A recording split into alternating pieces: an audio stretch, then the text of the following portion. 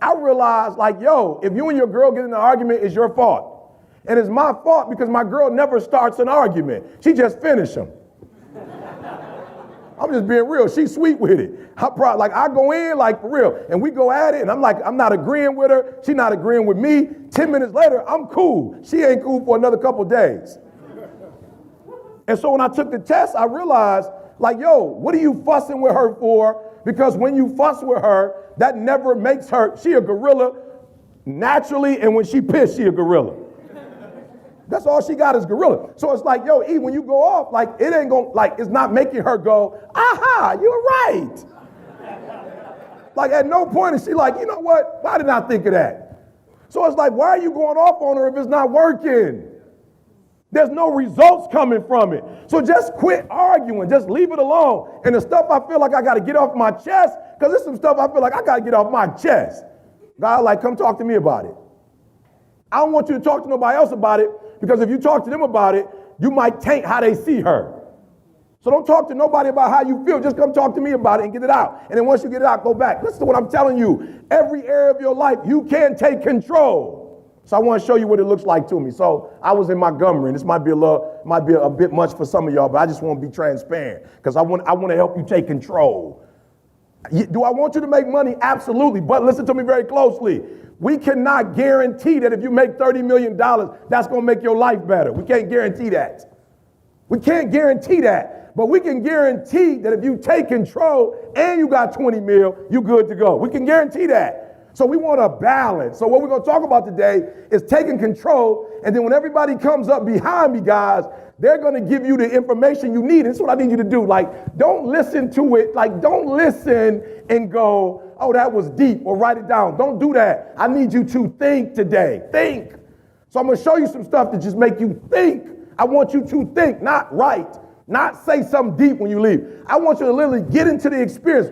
When they come behind and they start, when C start doing his piece, Josh start doing their piece, Jamal start doing their piece, I don't want you to write it down and go, that's deep. I want you to literally apply it to the part that you don't have control.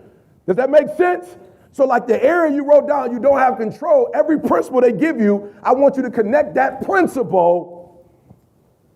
I need to hear you. Does that make sense? Yes. So I need you to take the principle, say, I don't have control, and I want you to write down, if I do this, how can I get control? I just told you, I took Chris' test. I didn't take it just to be taking it. I took it for my business to straighten some stuff out. I took it for my marriage to straighten some stuff out.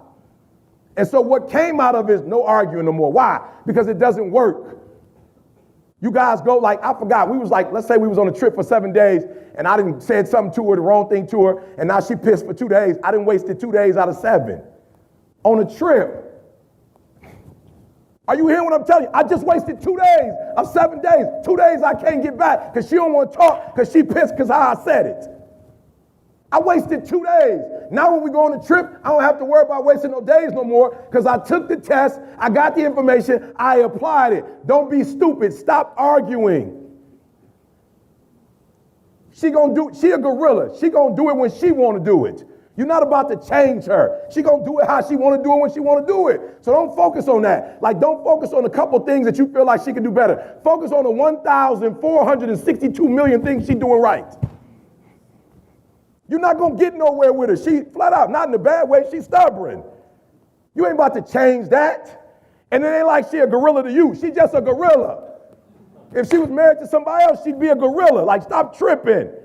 Right? And then I need you to fix some stuff. So you are a people person. So sometimes when she do stuff, you take it personal. Get your doggone feelings out of it. You never have to have feelings anymore. It don't have nothing to do with feelings. It's just who she is. She's not doing it to you. It's just what she does. Take the feelings out of it because the feelings is what's killing you.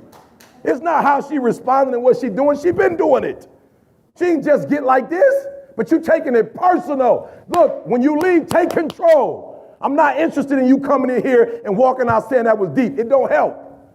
I want you to go and that same wife that didn't want you to be here, that didn't know why you was wasting the money and time to come. I want her next year to say, look, I need you to go to every single doggone event they doing. Sign up for that joint. Whatever they doing, I'm going to get a second job to pay for that.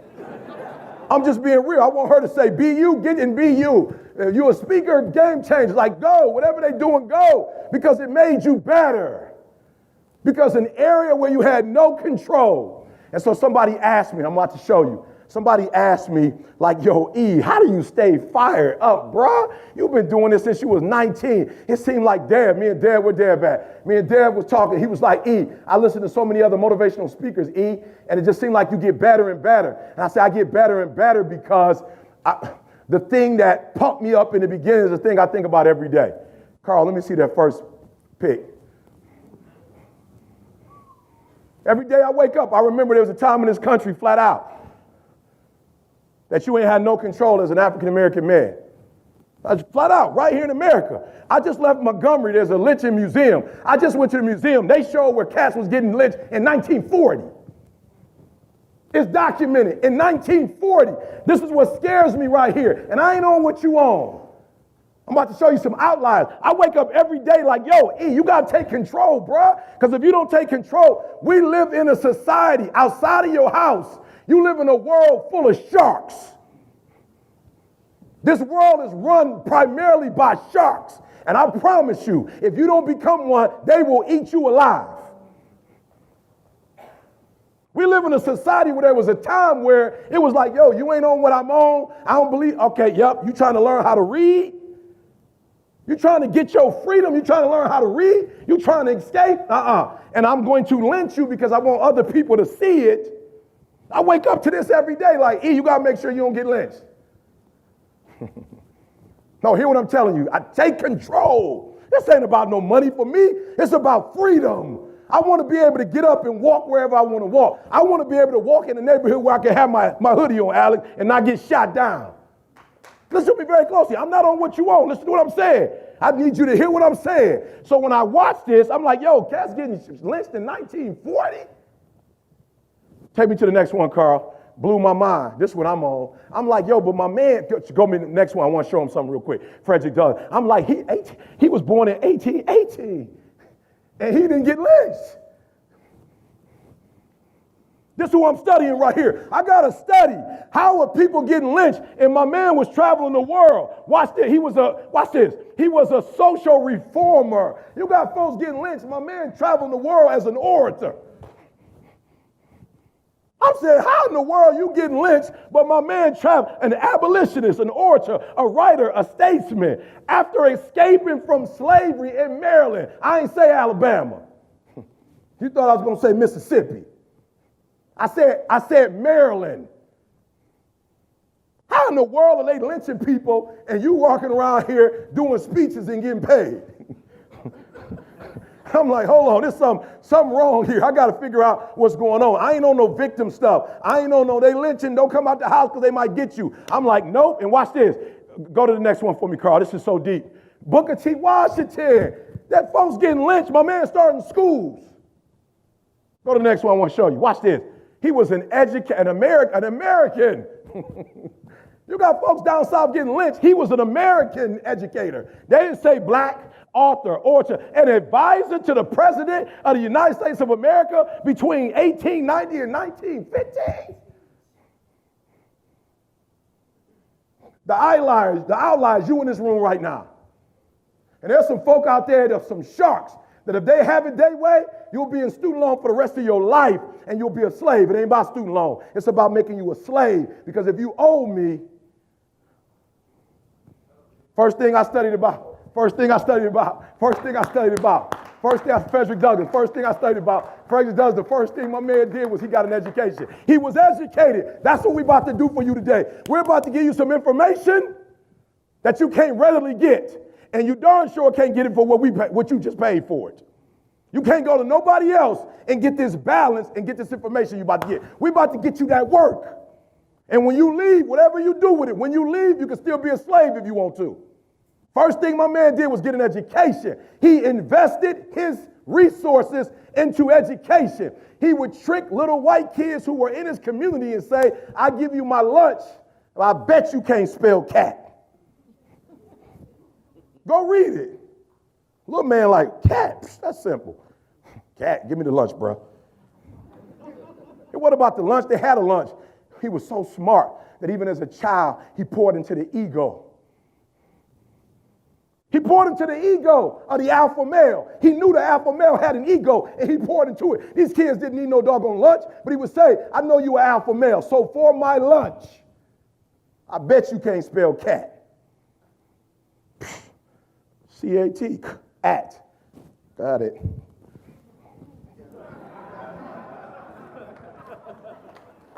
Cat, bat, rat, hat. Go do your homework. That's how he learned. And then once he got his education, once he got the right information, that's what we're here for right now. He wasn't trying to make 10 million. See what I'm trying to tell you? He was rich, but his goal wasn't money, because if you just get money, you might not get nothing else. You want to get control. You want your freedom, and then the money, when it comes, you'll be able to hold on to it. I told my son, don't be a fool. You don't think I could pay you more? I can't pay you more because you just blow it. But when you're smart enough, you'll learn how to make it, and then you're going to hold on to it. So watch this. The first thing he did when he made money was he bought his papers. First thing he bought. He didn't buy no car, no clothes, no stuff. He brought his papers. What's the papers? The LLC is your papers. That's your papers. The LLC, the nonprofit, the 501c3. If you in America and you ain't got no business, then you really don't exist. You're a slave. You don't become free until you got a business, till you have a way of generating income. You a slave until then. Why? It means you got to rely on somebody else. And if they don't pay you, you don't get paid. The first thing he realized was, nope, I can't do that. I got to get a job. What would I do? I'll be a writer. If you are a writer doing slavery, who you writing to? Why, surely slaves ain't buying your books.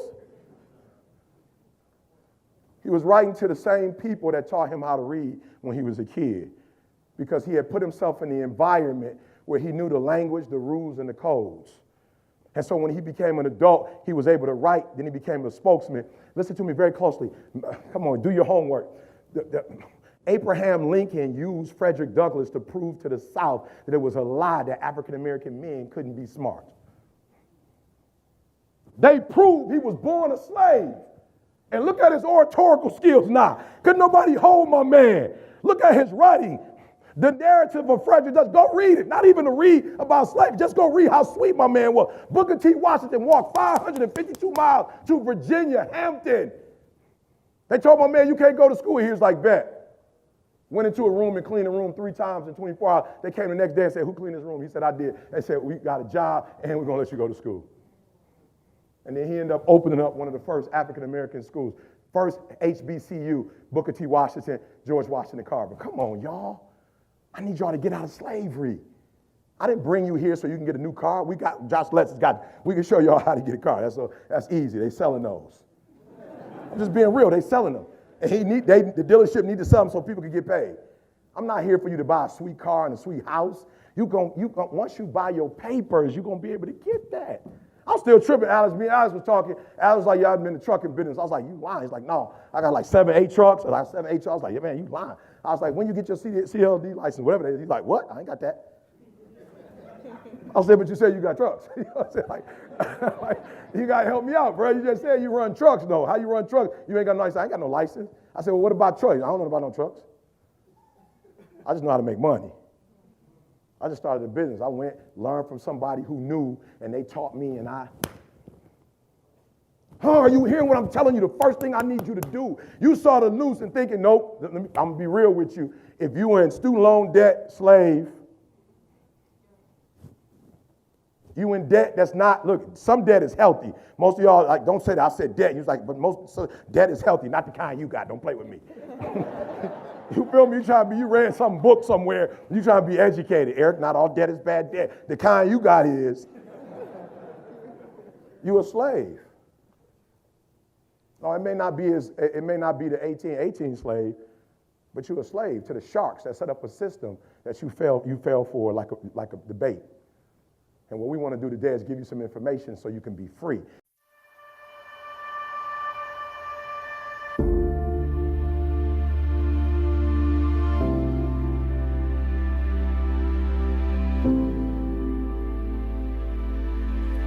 I just want you to do me a huge favor, because this is a serious moment for me, and What makes this moment serious for me is that I'm sitting in a room of people who have the ability to make their dreams become a reality. And we live at a time and live in a country where we can make that dream a reality. And you have to understand that there are times that I speak, for instance, in prisons, and I'm talking to individuals who will spend the rest of their lives in prison, and they don't have options. They don't have a lot of choice. That what I do when I come in is I provide a sense of hope and I provide some inspiration, but I'm not able to help them to bring about the change that they want to see happen. And I'm so excited to be in this room because the words that I say in this moment can fuel the rest of your life, right? So I'm so excited. Like, for me, this isn't I won't ask you for anything over the next hour other than the things that are going to take you to the next level. But I'm excited because when I leave, I literally we may never see each other again, but I have the ability when you walk out of this room to make you operate in a way you've never operated before. And once you do that, because I know if you're in this room, I know there's something special about you, that once you leave this room and you go from 70 to 120%, there are going to be some things that happen in your life that didn't happen before, not because you didn't have the ability. So this is not an ability room. Like, we're not talking about ability. We're talking about activating this greatness that's in us. Your abilities are your abilities. I'm not going to be able to help you to do anything that you do better. Like, I'm not going to be able to give you a gift that you don't have. But what I will be able to do is help you today operate in a way you've never operated before. Right? I will help you to operate in a way you've never operated before. I'm going to help you to do some things that you've never done in your life before. And as a result, you're going to be able to go to a whole new level. So we have to start here. We have to start here.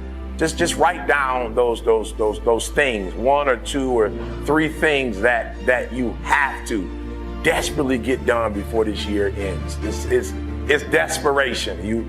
I don't have a choice. I don't have an option.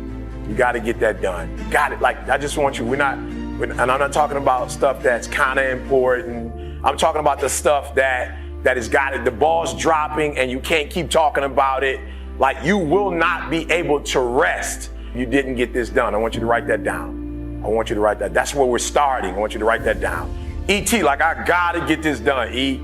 Like, E, this is no option. This is not like a vacation. This is not, just making a couple more dollars for the sake of buying a car, a house. Like, E, this is some life and death stuff. E, like, this is some change the trajectory of my life stuff. E, this is like, it's gonna put me in a place like where I'm just gonna be able to get to that place that I've been trying to get to. I want you to write that down.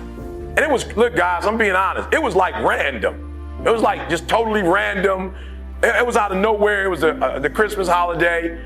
And Carl, our videographer, had his family over, and at that time we lived around the corner from each other. Now we live on the same block. Random, right? Christmas was over. We're just going to the house, just eating dinner. It just was a random night. And somehow we got to talking, and Carl's wife is from Barbados, and she didn't have citizenship. So unfortunately, she was in the States without citizenship, and so she had to stay in school in order to eventually get her citizenship. So she did her master's degree, and she was in her PhD, and it was weird. It was just like, yo, E.T., I don't know how it happened, but it was like, yo, E.T., my wife is going to get her degree before you get yours. Right? I'm an American citizen. Like, I had already been in the program for a few years, and and it was, I don't know, but have you ever heard, like, when it's your time? Like, it's that moment. It's like, enough is enough. I can't tell you. People have asked me before, Eric, when you get your PhD? I'm like, I'll get it done. E.T., how far are you in the process? Finish all my coursework. I just got to write the dissertation. But it was something about that night that was different. It was almost the end of the year. And I remember Carl, listen to me very closely, guys. I'm being real with you. I didn't even have a conversation with Carl. Like, we never even talked about it afterwards. I never said anything to him about it, but I felt this guilt. I felt like this embarrassment. Like, and for real, he wasn't like speaking directly to me. He was just saying, hey, E, I think my wife's probably gonna finish her degree before you finish yours. And I'm talking about like it pierced. And I just remember like we were talking afterwards and I didn't hear anything. Like, bro, have you ever been in a conversation and it just shifts and somebody's talking to you and like you can't hear the words that are coming out of their mouth? I didn't hear anything he said. I just kept it like, E, when are you gonna get this done, E? Like, yo, E, are you ever going to finish this? And it's not about a degree, but are you ever going to finish this? Like, are you going to get it done? And I remember excusing myself, like, all right, Carl, hey, great time. Love you guys. Gotta go. Gotta get up in the morning. And I'm telling you guys, it's not even a 5-minute walk, and it felt like an hour. All I could think about when I was going home was like, enough is enough. Like, I'm through. I'm gonna get this done. Okay, just help me out. You're in the room. You ever had that enough is enough moment? Raise your hand for me. You had that enough is enough moment, right? So I need you to be there. Like the next 30, 40 minutes, I need you in that space. That enough is enough. I'm not dumb, like I can get a PhD, has nothing to do with that. It has everything to do with the fact that I just didn't say, all right, this is the year, right? And so that thing you wrote down, I need you to do me a huge favor. I don't know if you have a pen or a piece of paper. I don't even know if you can do this on your phone, but I want you to kind of put a year next to that for me. Put a year. I want you to just put a year on that for me. Like, don't make up, like, don't do it for me. A real number. Just give me like a real solid number, right? And I remember saying to myself, like, yo, if we come back next year for Christmas and your family's here, I remember saying to myself, we come back this time next year, I'm gonna be Dr. Thomas. We come back to your house next year. As a matter of fact, I will pay for your parents to come. Like, I want to reinvent this whole like scenario again next year. Like, I want everybody here. Let's do the same meal. Let's sing the same songs. Let's Twilight Zone this thing out. I want it to be exactly like it was, except for this time, I want you to say Dr. Thomas. Like, this is going on in my mind. I'm not having a conversation with anybody. And I'm saying, like, this is it, guys. This is it. And so I put a date on it. I put a date. I said 2015. 2015, we're not going to have this conversation. 2015, this time next year, I'm finished. It's done, right? Good. So now I need you to do me a favor. I need you to put a month next to it. Yeah, I need you to put a month next to it now. You got January all the way to December. I need you to put a month on it for me. Give me a month. Yeah, I need you to put a month on it for me, right? Right now, as you're writing the month down, what I want you to think about is, okay, so write this down too. I'm sorry. I know you came to listen, not do a lot of writing. I apologize, but I really need this. I really need this. I really need this. I really need this. I need you to write down 3 people you love next to those goals. 3 people you love. Just 3 people. Right? Give me the name. Write the names down. I don't put son, mom, or give it to me, give it to me, give it to me, give it to me, right? Write their names down. Now, this is what I need you to think about. What I need you to think about is how this goal or these goals will revolutionize their lives. Like, I really want you to think about, okay, you can do this later. When you get home, you can do this later, but I want you to write down for each one of them, give me 3 ways. Please do this when you get home. If you really love them, like you say you love them, when you get home, I need you to write their names down, and I need you to write down when you get to this place, when you finally make this thing happen, how is it going to empower them? How is it going to change their life? And all I can think about is, wow, if I get this PhD, like I can just like change the zeros. Like, I just remember thinking, like, there were doors that were closed to me in the United States of America, right? Because of the nationality that I come from or the part of town that I come from. And I specifically remember people picking other people over me for speaking engagements that weren't as good as I was. I remember people using the excuse of you're not qualified enough. And I remember the PhD, we're gonna solve all of that. Like, no more ET ain't qualified, no more like we're gonna pick this bird over this bird. Like, no, this PhD is going to open doors for me that were once closed, which means it's gonna open doors for my daughter, which means it's gonna open doors for my wife, which means it's gonna open doors for my mother, which means it's gonna open doors for CJ, which means it's gonna open doors for Carl. And so every day when I woke up, I remembered the people that this degree would affect. And so the days I did not feel like studying, the days I did not feel like writing, the days I wanted to sleep on the plane, I thought about CJ and his family. I thought about Carl and his family. And I said, E.T., keep going. Listen to me very closely. The reason why you stop and start, and you stop and you start, and you stop and you start, is because the goal is not meaningful enough. There's something about the goal that if you quit, it's not going to hurt nobody. If you quit, it's not going to change nothing. If you quit, it's not that deep. Look, this is what I need you to do. So immediately when I left that house and I made up in my mind that I was going to get the PhD, I remember immediately doing a TGIM saying, all right, it's over. It's over. A year from now, I will be Dr. Thomas. And I just didn't speak it into the atmosphere. I spoke it to people who would hold me accountable. Write it down. Write it down. Who's going to hold you accountable? Who's going to hold you accountable? Who's that person? Who's that person? And some of you have been a part of the real estate program. Some of you just come to hear me. When you leave, I need you to call that person, that guy, that young lady, that mother or that father. Like, I need you to call that person and say, yo, I got to do these 3 things before this month and before, yep. And this is who I'm doing it for, and this is why I'm. So just somebody real quick over here, because we gotta make this real. Somebody over here real quick, we gotta make this real. Somebody tell me, who's that person you're calling over here? Who's that person you're calling? Who's that person that on this side, that person who's gonna hold you accountable? Who's that person? You've identified that person. I need you to raise your hand for me. Tell me who that person is. Yes, sir, who's that person? Good. Look, I need you to hear me. Here's the last step and we move it forward. The last step is I need you to identify that person. And I identified that person. After I went on YouTube and said, hey, guys, I'm marching. Matter of fact, I turned it into an event. Listen to me very closely. I rented out a space. I put the deposit down. I tasted the food. Like we did a tasting. I decided what food we were going to eat. The linen. We had to decide what linen. This is 8 months before I even graduated. I'll never forget, one of the professors came to me and said, E.T., it's a lot of paperwork to fill out. We got about 2 or 3 months left, but I'm just going to be honest with you. You waited on some things because you weren't in school, and now you're back, but I just don't think you're going to be able to make it happen. And I laughed. I chuckled. She said, no, I'm serious. There's a format, and there's a way, and there's some, and you didn't, and it takes this month for this long, 30 days for this, 6 weeks for that, and you just didn't put your paperwork in time. And I said, ma'am, I'm sorry, but you don't get it. I called my grandma and told my grandma I was graduating. Like, no, I'm being serious. Like, I called my grandma, and my grandma said, baby, you know I'm on a fixed income. So if I buy this ticket, grandma can't get her money back. I said, ma'am, I told my grandma that I was graduating, and my grandma already called her hairstylist and told her how she wanted her hair to look.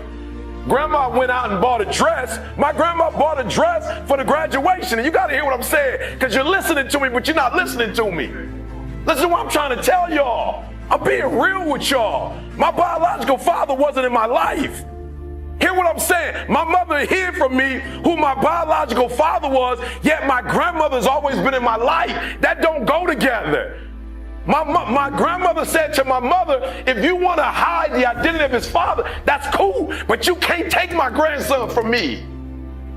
And so ever since I've been a kid, my grandma been to everything. She's never missed anything. And when my grandma called, she said, you better make sure you graduate, baby, because I'm coming. And so what I'm trying to tell you is, I didn't get the degree to get the degree. I got the degree because I called my grandma. I'm trying to tell you the reason why you're not doing it is not because you don't have what it takes to do it, not because you don't have the ability to do it, but whatever it is you say you're going to do, the meaning is not strong enough. Somehow the meaning is not strong enough. You've not put enough value in it. You don't have enough skin in it. You played around with it so much that you don't have nothing to lose if you don't do it. What I'm telling you is you got to create the type of scenarios, not the goal, the type of scenarios that if it doesn't work, you lose everything. And because you cannot lose everything, you got to make it happen. Glenn came all the way from Australia. You can't plan your graduation in 2 weeks. You can't buy a ticket from Australia and then call somebody and say, Glenn, it's not gonna happen now. Was that a refundable? Did you get a refundable ticket? So I need you to put some value, because if you put 120% value in it, 120% meaning in it, and you get 120% accountability on it, every single goal you write down is gonna happen.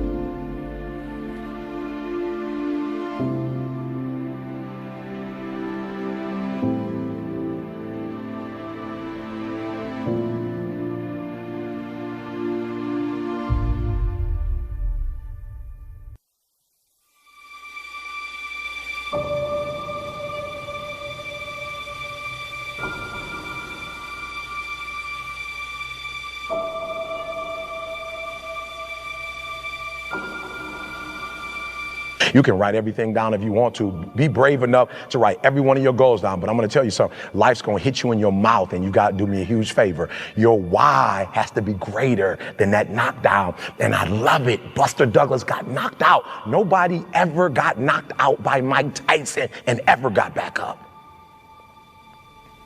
It was almost a 10 count. He was stumbling. They were 4, 3, 2, 1, and ding, ding, ding, saved by the bell. He goes to his corner. The whole world is like, yep, that's it. Once he comes back out, that's it. Mike's gonna just hammer him. And exactly that. Mike Tyson came out like, I got him. I got this kid up against the rope. Listen to me, many of you right now, life's got you up against the rope. You can't give up. You can't give in. Listen to me, if it was easy, everybody would do it. And if life's got you backed up, I need you to do what Buster Douglas did. Buster Douglas started fighting back. And the world was shocked. Goliath has been knocked down. What happened? And they went to Buster Douglas and they asked Buster Douglas simply like, what happened? And Buster Douglas said, listen to me, it's real simple. Before my mother died, she told the whole world that I was gonna beat Mike Tyson. And 2 days before the fight, my mother died. Buster Douglas had a decision to make. When his mother died, he could die with his mother, or he made a decision, I can wake up and I can live for mom. And he knocked Mike Tyson out simply because his why was greater than that punch. His why was greater than defeat. His why was greater than his trial and his tribulation. And I'm telling you, if you don't know what your why is and your why isn't strong, you're gonna get knocked out every single day.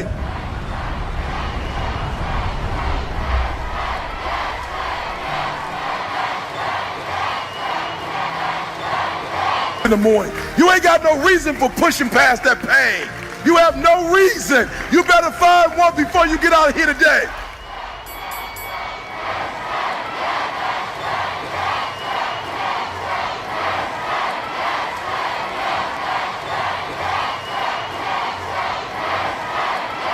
Center 6'10", give me some dimension. 6'10", 7'2" wingspan. Good. What about weight? Good. So the average dude that's playing center, he ain't 6'4". If he's 6'4", he ain't doing what? He's not playing center. So every center pretty much looks alike. So what's the difference between the centers? That's the difference between two dudes who playing center. If y'all both got the same skill set, what's gonna separate you is the will. That's what's gonna separate you. And will is power. So everybody got the same skill set, but what separates you is the will. You feel what I'm saying? Like, let's just keep it 100, bro. Most of us ain't trying to do that. You feel me? So when cats say, I want to go to the NBA, no, you don't. You want to take care of your mama. That's what you want to do. Because if you can make $40 million without going to the league and make $40 million going to some school every day, helping a group of kids, and you can get up and go whenever you wanted to. You can do 1 day a week, 2 days a week, go train them. Which one would you do? The league for 82 games, practice, injury, travel. Which one would you take? Same, it's a small group. How many times have you practiced and played the game and watched film did you really think about that and had that at the front of your mind? Bingo. I asked him, he was like, he ain't even miss mama. He was like, I've definitely not had it on the front of my mind. You feel me? So what happens when you put it in the front of your mind, you go from a 4-cylinder to a 12-cylinder. And here's the crazy part. The cylinders are in you, but when you're not interested, you go to a 4 instead of a 12. And what my job is to find a way to make the best you show up. Does that make sense? How many games do you play? So my goal is to make your will show up for 35 games. Because if your will shows up for 35 games, you're going to beat the average team because they just come in with what? They just come in with skill, bro. And they too don't want to be there. And they too don't want to practice. And they too, out of everything, which one you hate the most? Let's be real. Which one, out of what you have to do in basketball, which one do you hate the most? Practice. And you got to do that more than anything else. Isn't that crazy? Like the one thing you hate, that's the thing you got to do the most of. It ain't like you playing the most of the time. You only playing how many days a week? 2 days a week. How many hours? 2 hours. That's it. You play 4 hours tops. How many hours you practicing? You can't even think. He like, I don't need, I just started looking disgust. My man was like, I can't even count it. So you see the problem we have here? We got a problem. We got a problem with you skilled enough, but maybe you're not willed enough. Does that make sense? All right, we good? Does that make sense? Good. So we got to ask the question, what drives you? Write that down. What drives me? What drives me? And every day when you wake up, I need you to tap into that power. Now, there are a couple things that drive me. So the first thing that drives me, and if you know my story, don't say nothing, but I left the crib at 16. The very first time I ran away from home, I was like between 12 and 13. I called my mom, right? Because the person that was raising me was 6'8". And as you could tell, I'm not 6'8". You feel me? I ain't even start growing. Like I had a growth spurt at 16, and you could tell it wasn't a big one. You feel me? Like it wasn't a lot, right? So imagine how short I was in high school. Well, I was like, when? Like 18, 17? Like when was you gonna get to it? She's like, I was gonna get to it. So you can imagine when your mama lied to you about your father, like what do you think happened between me and my mom's relationship? It went down. Why? Because I couldn't what? Good. And what do you think happened to the person that was raising me that I thought was my father? Went down. What do you think I said to myself? You ain't my daddy. Flat out. So I went to school with that mentality the whole night. So I started running away from the crib when I was 12. I would come back, be gone 3 days, a week, come back. When I was 16, I left for good. When I was homeless for good, you're on the streets of Detroit, there's a lot of stuff that happened. Almost got shot a couple times. A lot of stuff happened, right? So I'm homeless. 16, 17 years old, started hanging out with my boy Bob. Bob started bringing me to church. Like, I'll never forget the first time I went to church. I was like, God, we homeless. What we gonna do? He's like, we not homeless. You homeless. We not homeless. You the one making them crazy decisions. So I remember, being at a revival. Like, I ain't grew up in church. I ain't never seen my mother pray. My father who raised me, I ain't never seen him pray. Like, we didn't go to church. We ain't do that. And I remember my man was preaching. He was just talking about, like, before your mama made you, God knew you were in the womb. Like, for real, you got to understand, I'm 17, bro, 16, 17. If my mom lied to me about who my father was, and my mom got pregnant at 17, I'm thinking I'm a what? I'm a mistake. So my whole life, I'm walking around like I'm a mistake, bro. Like, you ain't really want me. You got pregnant at 17 years old. I don't even know why you didn't have an abortion. I messed your life up. You messed my life up. Now I'm about to mess your life up. That's what I was on. I was about 17, started going to church. The pastor did this thing in Isaiah. It was crazy. My man was like, yo, before your mother knew you, God called you. And I'm like, ooh, that's pretty deep. You know what I'm saying? I'm like, I like that. You know what I'm saying? Because if that's the truth, and I ain't no Christian, I don't really know God like that, but I'm hoping that's the truth, because if it's the truth, then it means what? I'm not a mistake. And if I'm not a mistake, then that means I was born with a what? With a purpose. I was like, let's go.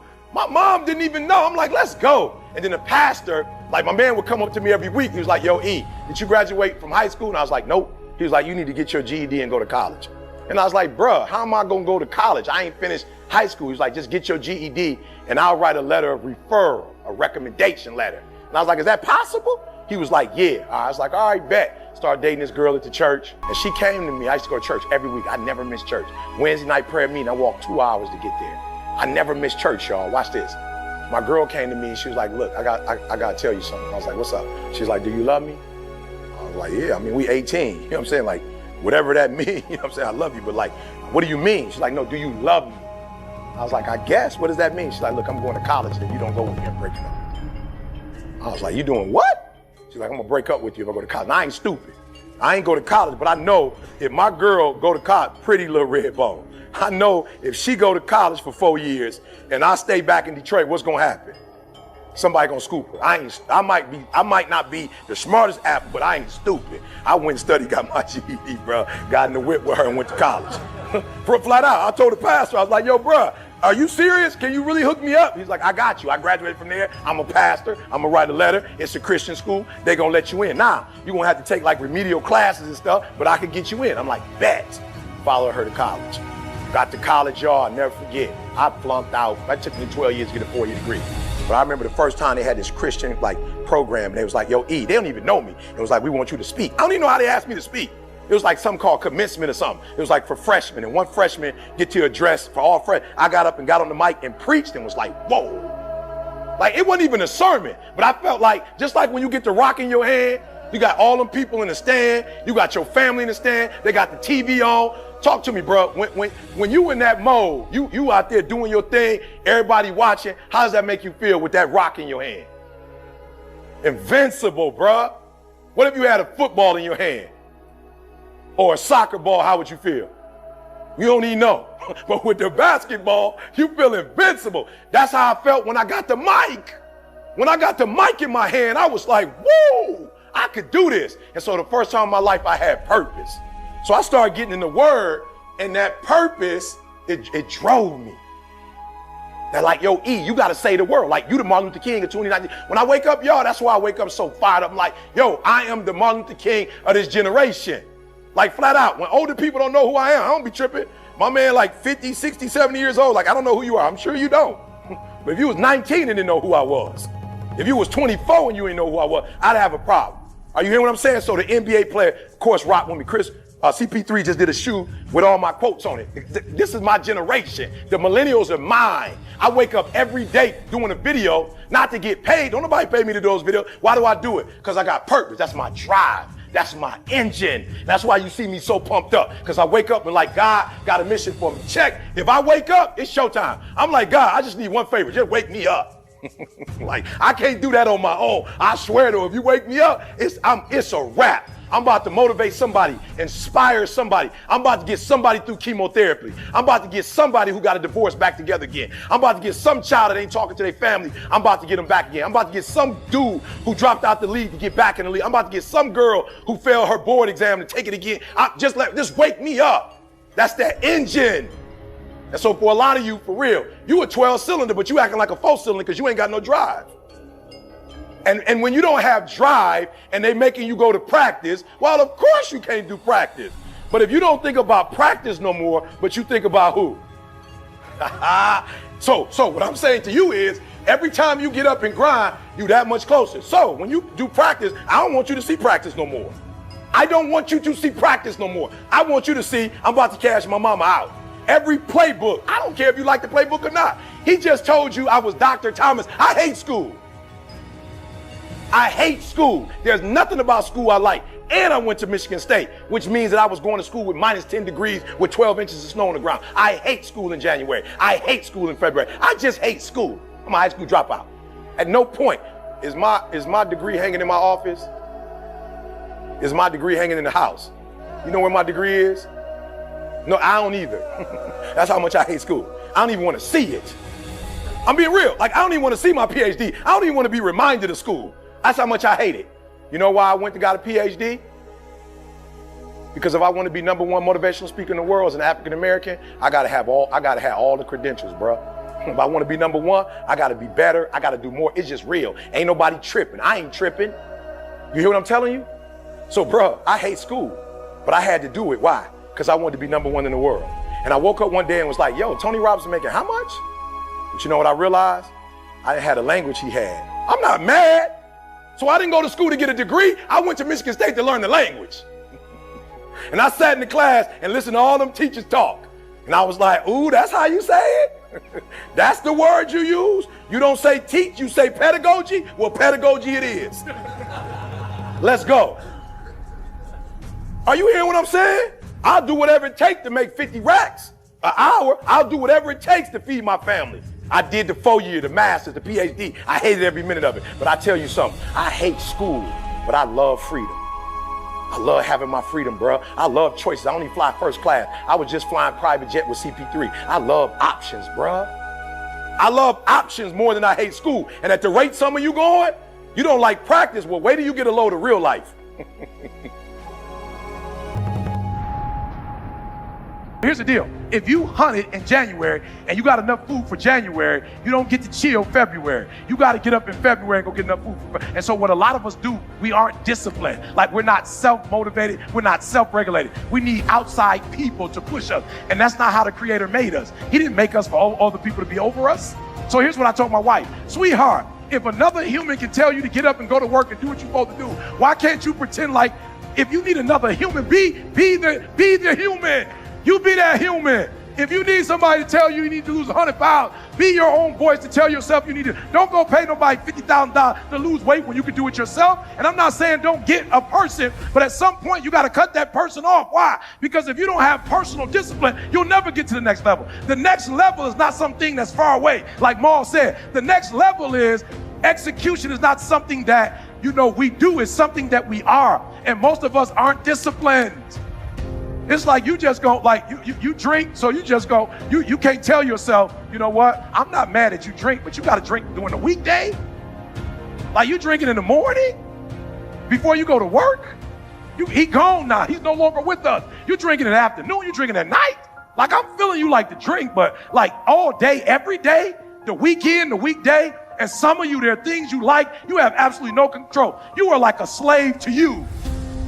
You are a slave to your personality. You are a slave to some of your vices. You are a slave to some of the things you like. You are a slave. You have absolutely no control. And what I'm telling you is because you got to tell the flesh who's in control. I'm in control. You're not in control.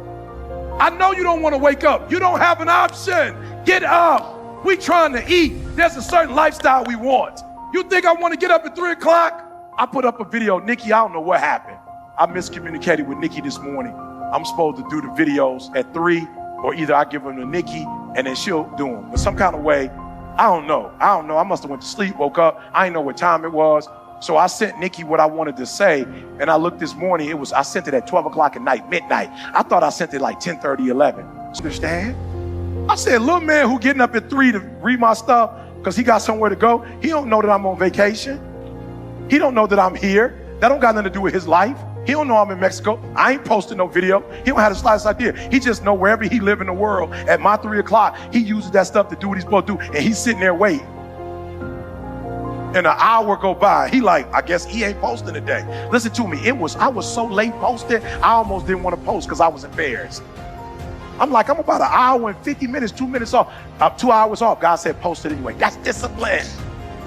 Well, I don't got to post no videos. I'm way past posting videos. Posting videos was something we did to blow up. We blew up. I don't got to post videos. I don't post videos to get motivated. I don't post videos to get inspired. I post videos to be disciplined. Get your butt up and post a video. Either you post it the night before to Nikki, and she does it, or will you get up at 3 o'clock and you do it. That's discipline. There's a certain time frame that I'm supposed to eat and certain things I'm supposed to eat and then not eat after a certain time. I'm making money. I can eat whatever I want, but I'm trying to discipline myself because there was a time I did not discipline myself. You are not where you want to be, not because you need any more gifts. You don't need nothing else. You need to discipline yourself. You need to learn to tell you no. You keep talking about everybody else you can't tell no. You can't tell you no. You can't tell you stop. You can't tell you quit. You can't tell you nothing. You got to get to a point where you're disciplined. And what separates the talented, if everybody's talented, if everybody's equally gifted, what separates us is discipline.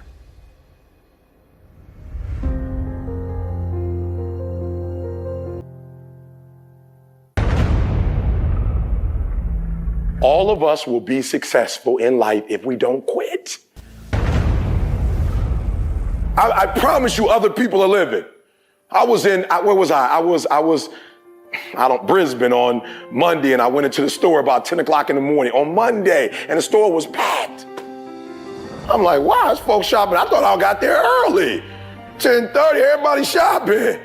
And somebody thinking, I can't do this. Somebody else is doing it. Somebody else is doing it. There are people going and buying cars, cash, so they don't have a note. They don't have that thing over them. And you looking like, how in the world can I do that? I don't know, but they doing it. There are people who are traveling and leaving and going away for 3 months. And you like, I can't take a vacation. They taking it. Why can't you? Human like they are. Listen to me. All men are created equal. Some work harder. Some get up at 2:30 in the morning. Some are willing to get on a plane from New Zealand and come Brisbane, speak at a school, speak that night, get up in the morning, 5 o'clock, get to the airport. Come on, go to Sydney, get up, Melbourne, get up, go to Perth, come on. Then get back up and then go home. Are you here? All of us are created equal. Some of us just grind. Some of us don't make excuses.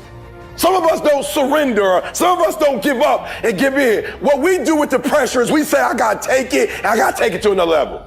I'm telling you, you can live. And I'm not telling you something that I read in a book while I had 2 parents. Something I read in a book when my parents were upper middle class. Something I read in a book. My mama was 17 years old when she got pregnant. I had no advantages. But I woke up one day and realized all men are created equal. I don't need none. I'm my advantage. You your advantage. Why are you waiting for somebody to call you? Why are you waiting for somebody to liberate you? Why are you waiting for somebody to affirm you? Why are you waiting for somebody to tell you got a dream or go? Why are you waiting for somebody to take you by your hand and give you what's rightfully yours? However much money you make, whatever kind of life you have, that's yours. So when you hear my message, the reason why you resonate with my message is not because of the words I say. There are a lot of people on YouTube and TV talking the talk, but there's a sound that you hear that resonates with you because I'm speaking from that pain. I'm speaking from every aunt that I had to bury, for every cousin that I had to hear. He got 50 years and I try to act like it didn't hurt when he only 19 years old. He lost his entire life at 19 over some stupid stuff. Every aunt I buried when I took my mother-in-law into that hospital room and I prayed for her before surgery, not knowing if she was coming out or not knowing if she was going to die or not. And that's my wife's own, listen to me, she didn't grow up with her father. She doesn't have any brothers or sisters. Like her mom is her life. It was just her and her mom. And my mind's like, yo, if my wife lose her mom, that's her life. Like that's going to affect us. Like my wife ain't going to be the same if her mom dies. You talking about getting gut. And so when I speak to you, I speak from the pain of taking 12 years to get a 4-year degree. I speak to you as a failure who had to get back up every single doggone time and say, brush it off and keep going. And so it is not the message alone. It's not the words alone that resonate with you. It's that I am you. I've been through what you've been through and I got up and I kept going. And so listen to me very closely. You're going to get cut. All that stuff you wrote down, you're going to go through some pressure. So if you ain't ready for that, close that up and say, I just don't want to have no dream. I don't want no dream, no goals, no life. I don't want nothing in life. If you're going to have a great marriage, you're going to go through some pressure. You're going to go through some heat. And then you're going to get cut. I'm just trying to give you the 3-part process because what's going to happen is you're going to see the heat and you're going to be like, well, I went through the pressure. I thought that was it. Like, that was phase 1. That's phase 1. Phase 2 coming, and then phase 3, and watch what happens. All of us will be successful in life if we don't quit.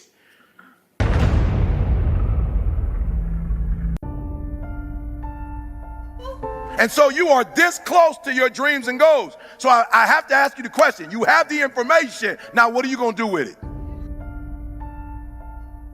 What do you have today that you've never had before, and what are you going to do with it? I'm going to say it slower because it's the simplest thing I'm ever going to say. What you already know is why you are where you are.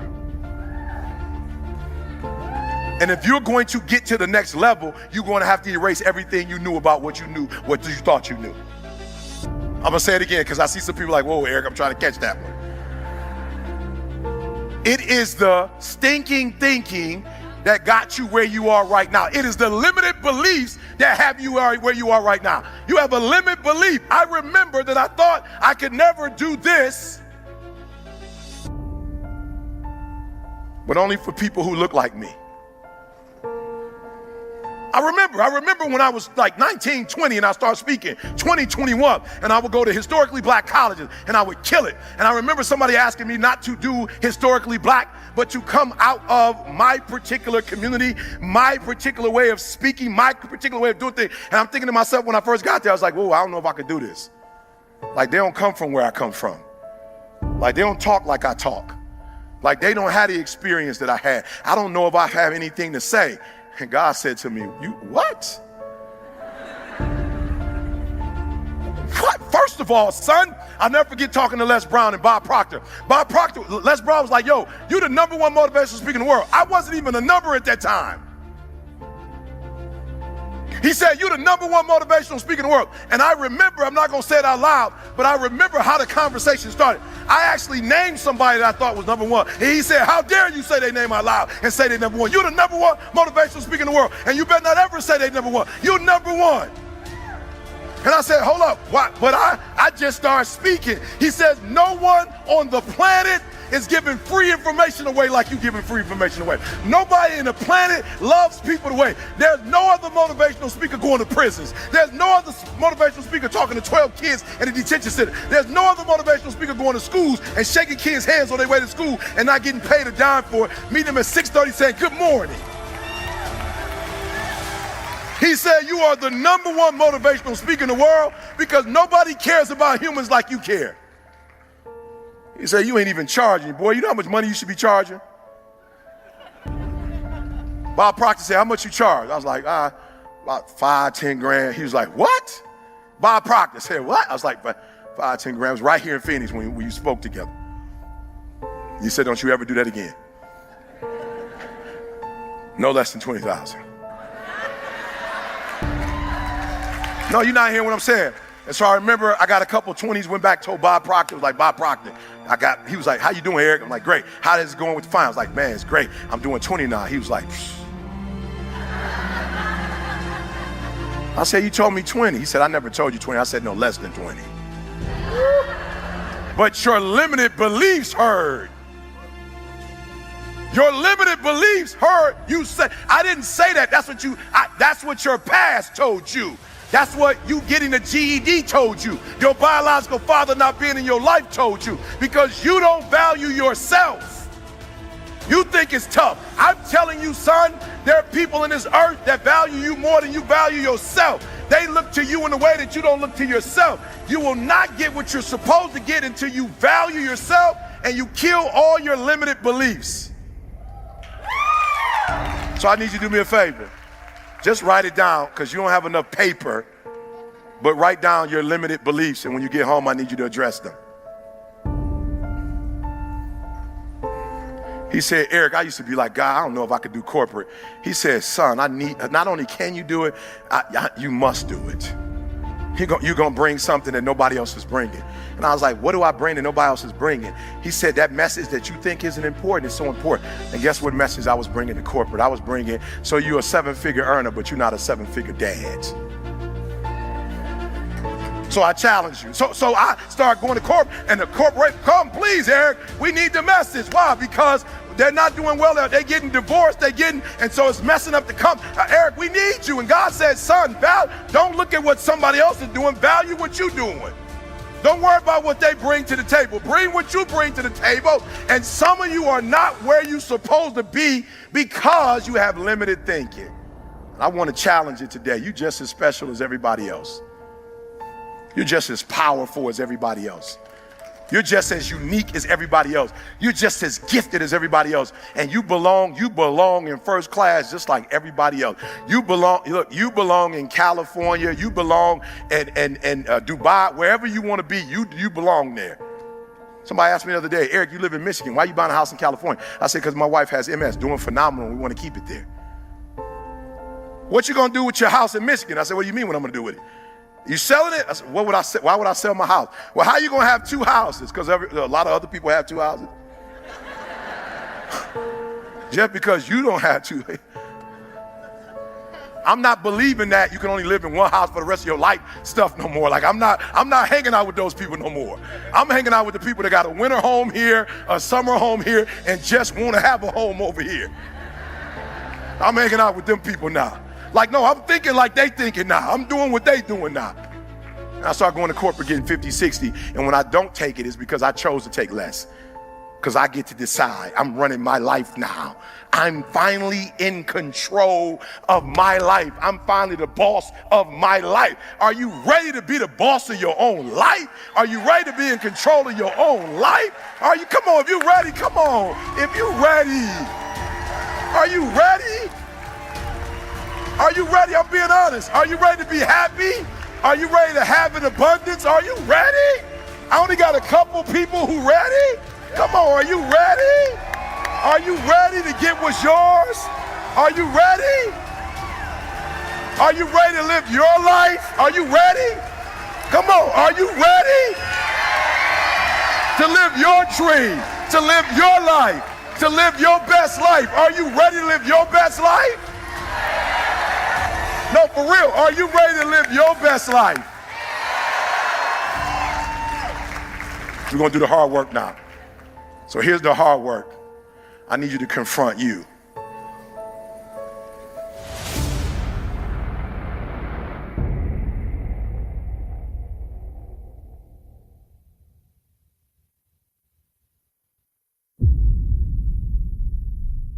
Career. I took my pain and turned it into a 4-year degree. I took my pain and turned it into a master's degree. I took my pain and turned it into a PhD. Listen to me, I cannot stop what happens to me, but I can dictate how I respond. So I took my pain and I became an international speaker. I took my pain and got a passport. If you look at my passport, it's stamped all over the world. I took my pain. I let my pain turn me into my passion and my purpose. I need you to do me a huge favor. Just write it down. We'll get to it later. I just need you to identify what your pain is. And then I need you to ask yourself what you're going to do about it.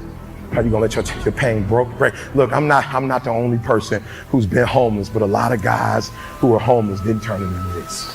And they had the choice to do it. You have a choice how you respond to your pain. And some of you in this room, for real, I'm just gonna be honest with you, you gotta get over, like you're getting wimpy on me. You're getting soft on me. You are not the only person that's been through a divorce, boo. Get over it. You're not the first one, you won't be the last one. You can turn that divorce into something. You're not the first one you're not the first one to lose your promotion and get fired. You're not the first one. You're not the first one. You're not the first one they let go of. You won't be the last one. The question is what you're going to do about it.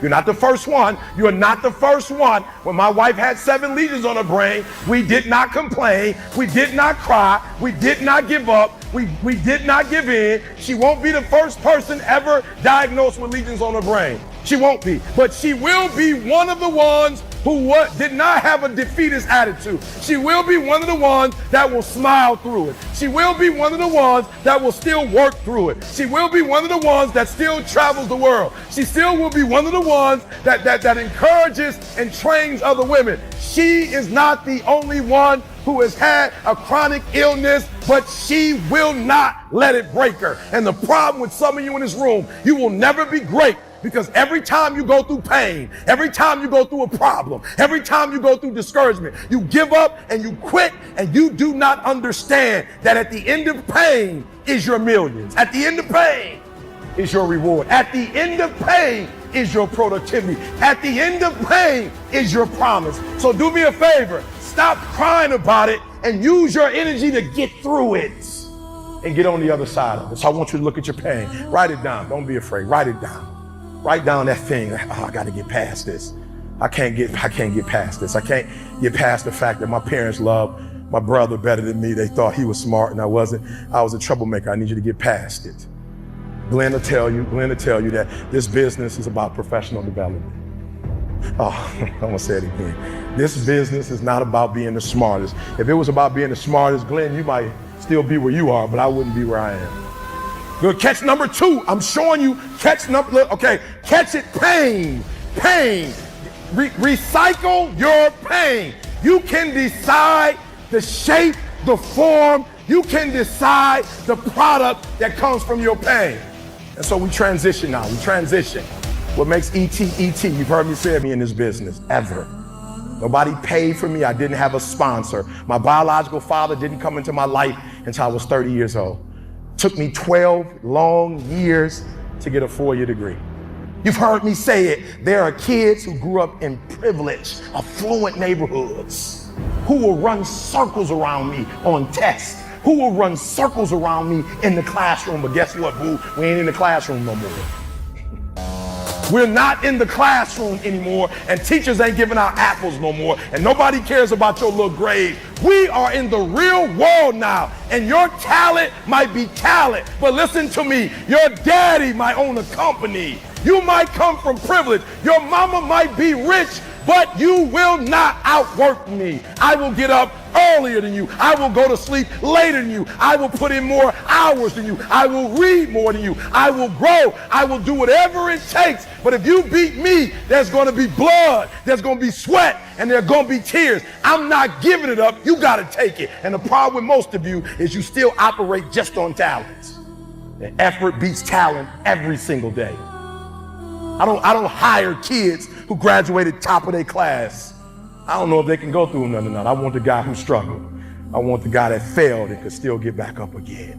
Your problem is your pain has identified you. Your pain has weakened you. Your pain has destroyed you. And some of you, as long as it's a perfect day, you operate in excellence. And as soon as the circumstances change, you quit, you give up. E.T., you told me, E.T., that if I wanted it as bad as I want to breathe, well, I wanted it as bad. You wanted it for 3 months. Not long enough. 6 months, that's not long enough. No, read the story. It took me 18 years before you found out who I was. 18 years. I started doing this work in 1991. Didn't blow up on the internet until the 2000s. So what makes E.T. different than everybody else? Every year I just kept going. And I kept going, and I kept going, and I kept saying, one day's gonna be my day. But you know what I'm not gonna do? I'm not gonna quit in the process. I'm not gonna give up. I'm not gonna give in. And the problem with you, you've not recycled your pain. You're still living off talent. And I challenge you, the average people live off talent. Phenomenal people live off efforts. Efforts. High school dropout, 12 years. Do you know statistically that when a person in a university does not finish after 6 years, they quit? Do you understand that there are very few people who go on after the 6th year and the 7th year and the 8th year? And every year I kept saying, you got it. You have the resources, you got it. You got everything you need. Catch this one. Some of you in this room, you're not where you're supposed to be because you haven't made the decision.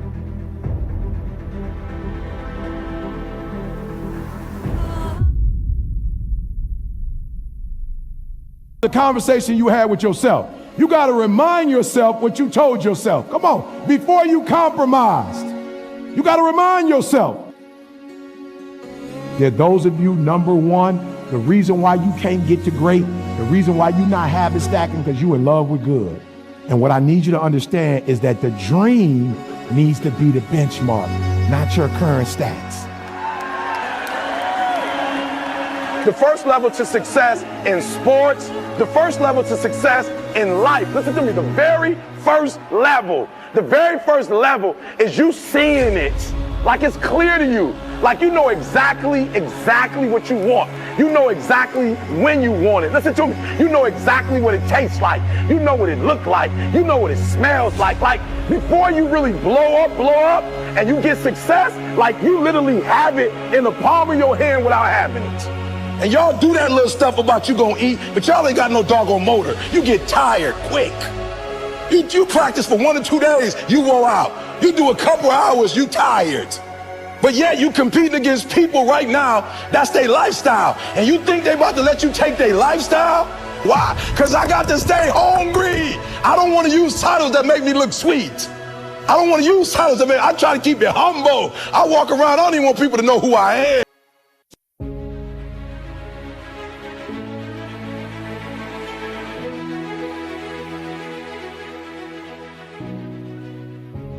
Now the second one, which again, I think is the most important one when you really talk about doing business, you have to be competitive. And for some of you like, no, can't we all just get along? Can't we just do this together? Can't we just be on the same squad? Absolutely, but you gotta be competitive. Right, so let me read it, right? Relating to or involving competition, having a strong desire to win. Not a strong desire just to make money, just to pay your bills, just to get by. I didn't make the rules. If you're going to do business in America, you have to play to win. You have to. Now they giving them out, but they ain't real. The participation boy ain't real on the high side. You have to be competitive. You have to say in your realm, wherever you are, whatever your space is, this is my space right here. I'm coming to get you have to be competitive, whether you like it or not, whether you feel comfortable or not. And please listen to me. You have to get out of your personality. You have to do it. You have to stop doing the things that you love, that make you feel comfortable, that you want to do. And you have to get into a space where you got that dog. And let me say this to a lot of parents, right? When you say what's wrong with your kids, what's wrong with a lot of our kids is not that they bad kids. What's wrong with a lot of our kids is that we've given them everything they want, and we didn't know that while we was giving it to them, we was taking that dog away.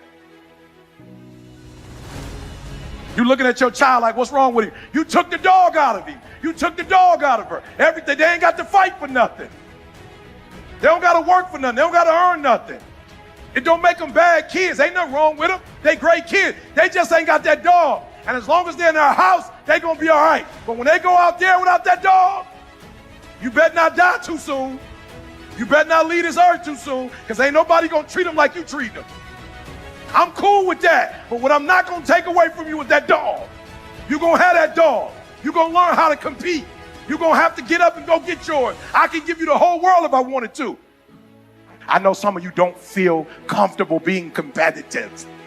I know it don't resonate with you. It don't feel good. But once you start doing business in corporate America, capitalism is dog eat dog.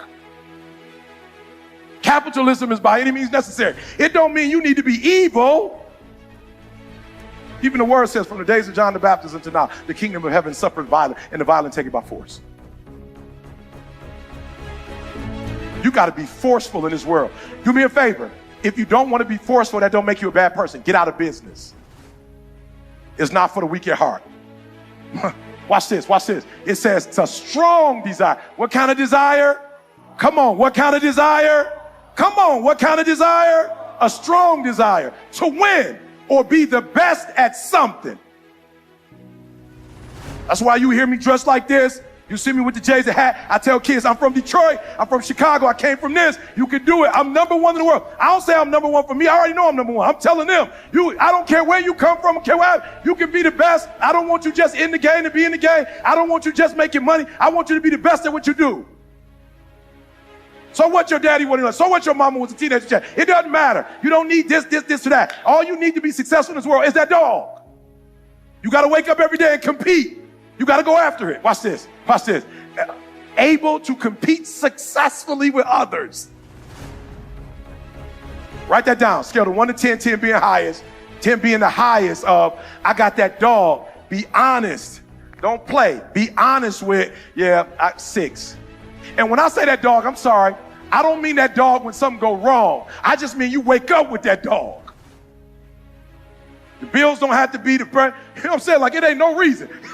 It ain't nothing happen. You just wake up. You just wake up. Rawr, let's go. I didn't always have it. I didn't always have it.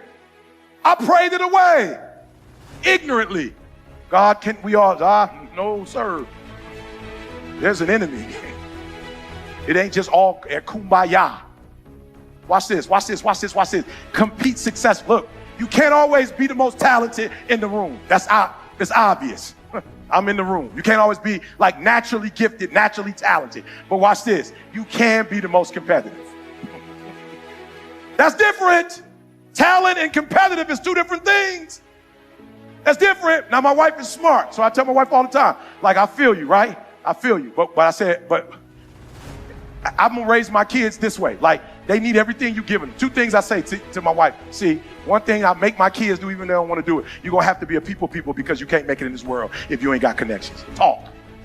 When we walk in the room, you're going to shake everybody's hand. You're going to be a people person. Why? Because I've noticed the people in this world that are successful are people who have connections and are connected to people. No man or woman is an island. And let me tell you something. If you want to make yourself attractive, be competitive. Compete.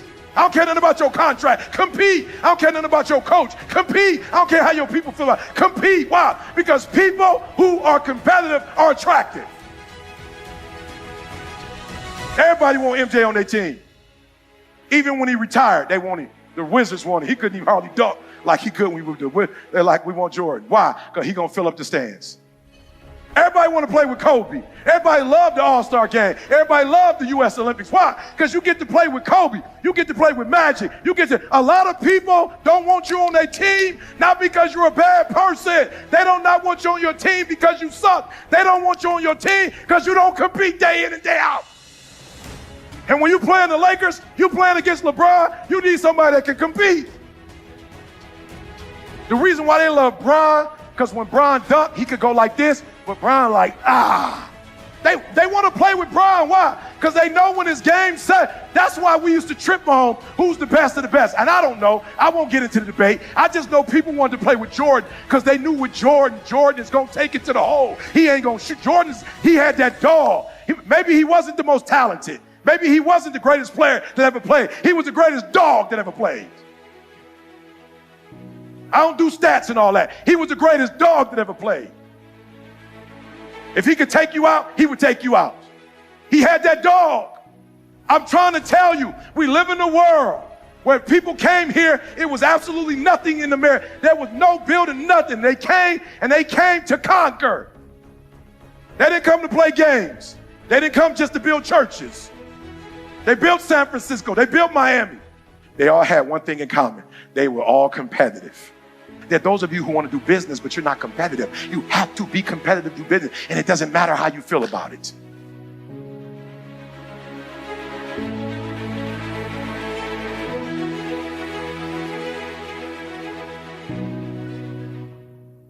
Else has to make. So the first thing I want you to realize is that your mindset, right? Your mindset is the reason why you're not where you're supposed to be. All right, it's your mindset. There's something in your mainframe that's wrong for this particular time. Now, what does that mean? Because some of us we so married to where we've been. We so married to where we come from. So what am I telling you? As I've moved, my success has come from shifting the mindset where I was to the mindset where I was trying to go. You cannot be a part of change or going to the next level if you still respect where you come from too much. All right? We're going to break this down for a minute because this is important. I could have been blew up. Let me tell you something that I'm realizing now. Of all the things that God wants us to have, money is the easiest one. Money, it is so easy to make 6 figures. It is so easy in this world to make 7 figures. It's easy. Like, it's not difficult. But what makes it difficult is that many of us are trying to go to a 6-figure, 7-figure life without going to a 6-figure, 7-figure mindset. You're trying to keep your exact same mindset and go into a different realm, and it's not possible. And the hardest thing you will ever do is change your mindset. Once you change your mindset, everything else is easy.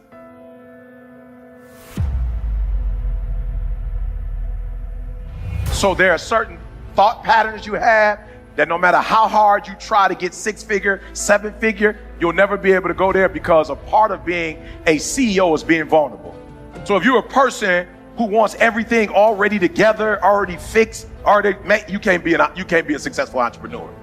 Because an entrepreneur, I think vulnerability is probably one of the greatest things we have to deal with. It's our money we spend it, it's our time we spend it, and once we put it in there, we don't know for sure it's gonna work or not.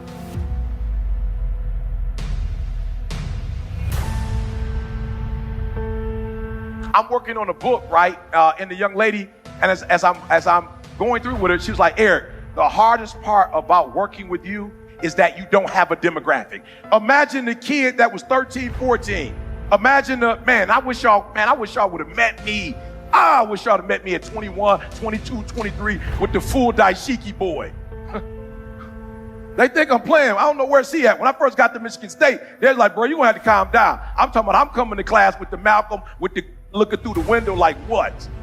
And I'm talking about any means necessary, right? But you look at me now, and the work that I do is global. And it didn't become global because I became a better speaker. It became global because I started tearing down some of the paradigms. And so what I'm trying to tell you is, you can attract the female, you can attract the male, you can attract the business, you can attract whatever you want to attract, but you're going to tear it down if you had the same mindset. And even in my marriage, my wife would just argue year after year after year. Why are you so paranoid? Like, why do you think I'm against you? Like, why would you be married to me, but yet you don't trust me? And I said, yo, I never realized it. I got to go back to therapy. I was like, sweetheart, it's not that I don't trust you. I don't trust my mama. That's a paradigm. So if I don't trust my mom and I married you, my mom is the highest human on earth to me. How am I going to trust you if I don't trust my mom? And I don't trust my mom because she lied to me about who my father was. And I don't trust my mom because she told me she was going to tell me when I was 18 that we was going to talk about it. But I was like, Ma, you didn't. You let other people talk to me about it. You let other people tell me. So they told me their story. I never got your story. And so now I'm messed up because if you can't trust your mama, you can't trust no human on earth. And so now God is like, you got to fix that.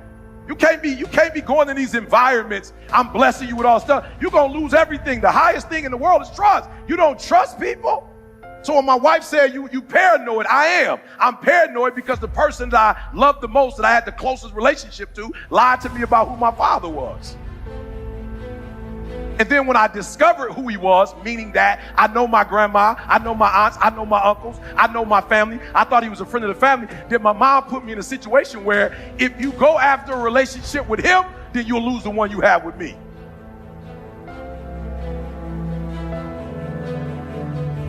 But I want you to. But when I'm Eric Thomas, what up, what up, what up? It's your boy E.T.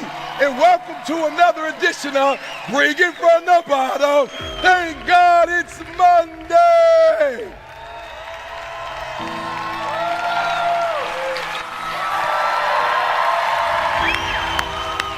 Listen to me, guys. You got to hear this. Number one, listen to me. Number one, I am giving you permission to be great. I'm giving you permission to be everything you were called to be, to do everything that you're capable of doing, to have everything you're supposed to have. I want you to have a house in California if you want one. I want you to have a house in Florida if you want one. I want you to have a house in Australia if you want one. Like, I was going to get my third house and somebody told me, E.T., like, what are you doing? I said, I'm about to buy another house. Like, my wife has MS and we need to get out of the winter and we need to get some vitamin D. And they were like, I wouldn't do that if I were you. I was like, well, you're not me. Come on, guys.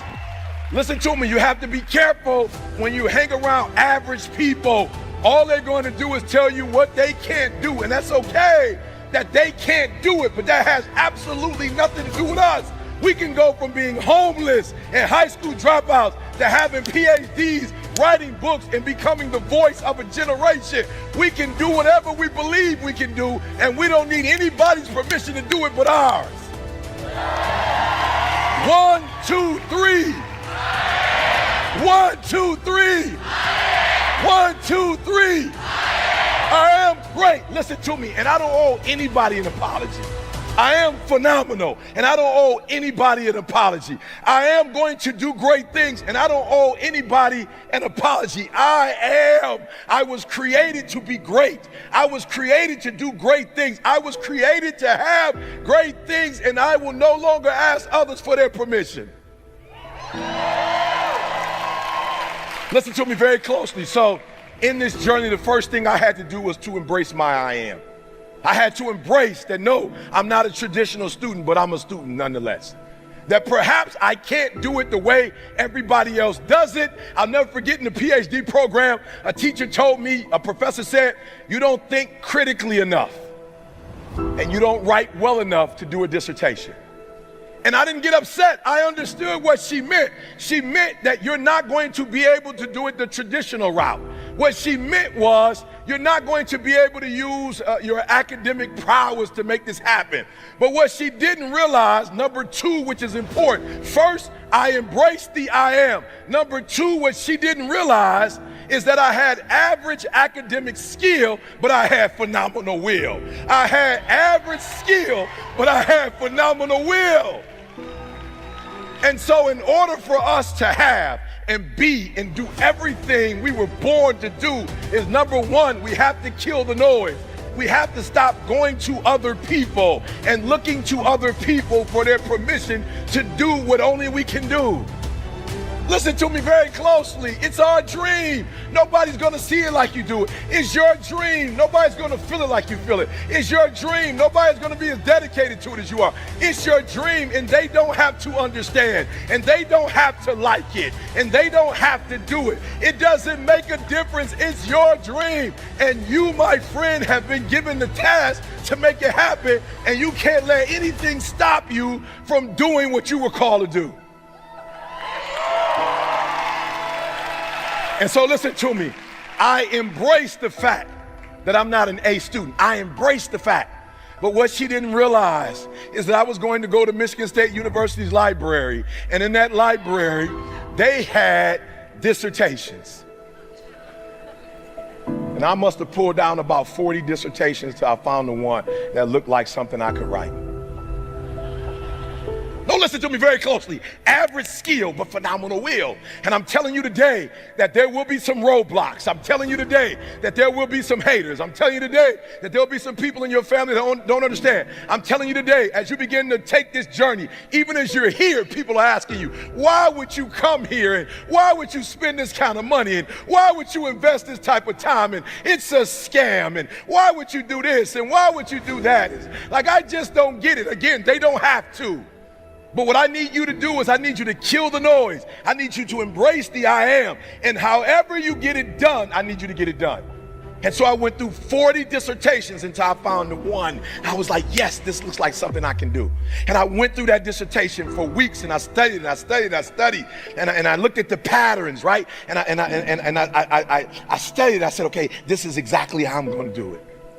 I'll never forget when I walked across that stage. I'll never forget when I got hooded.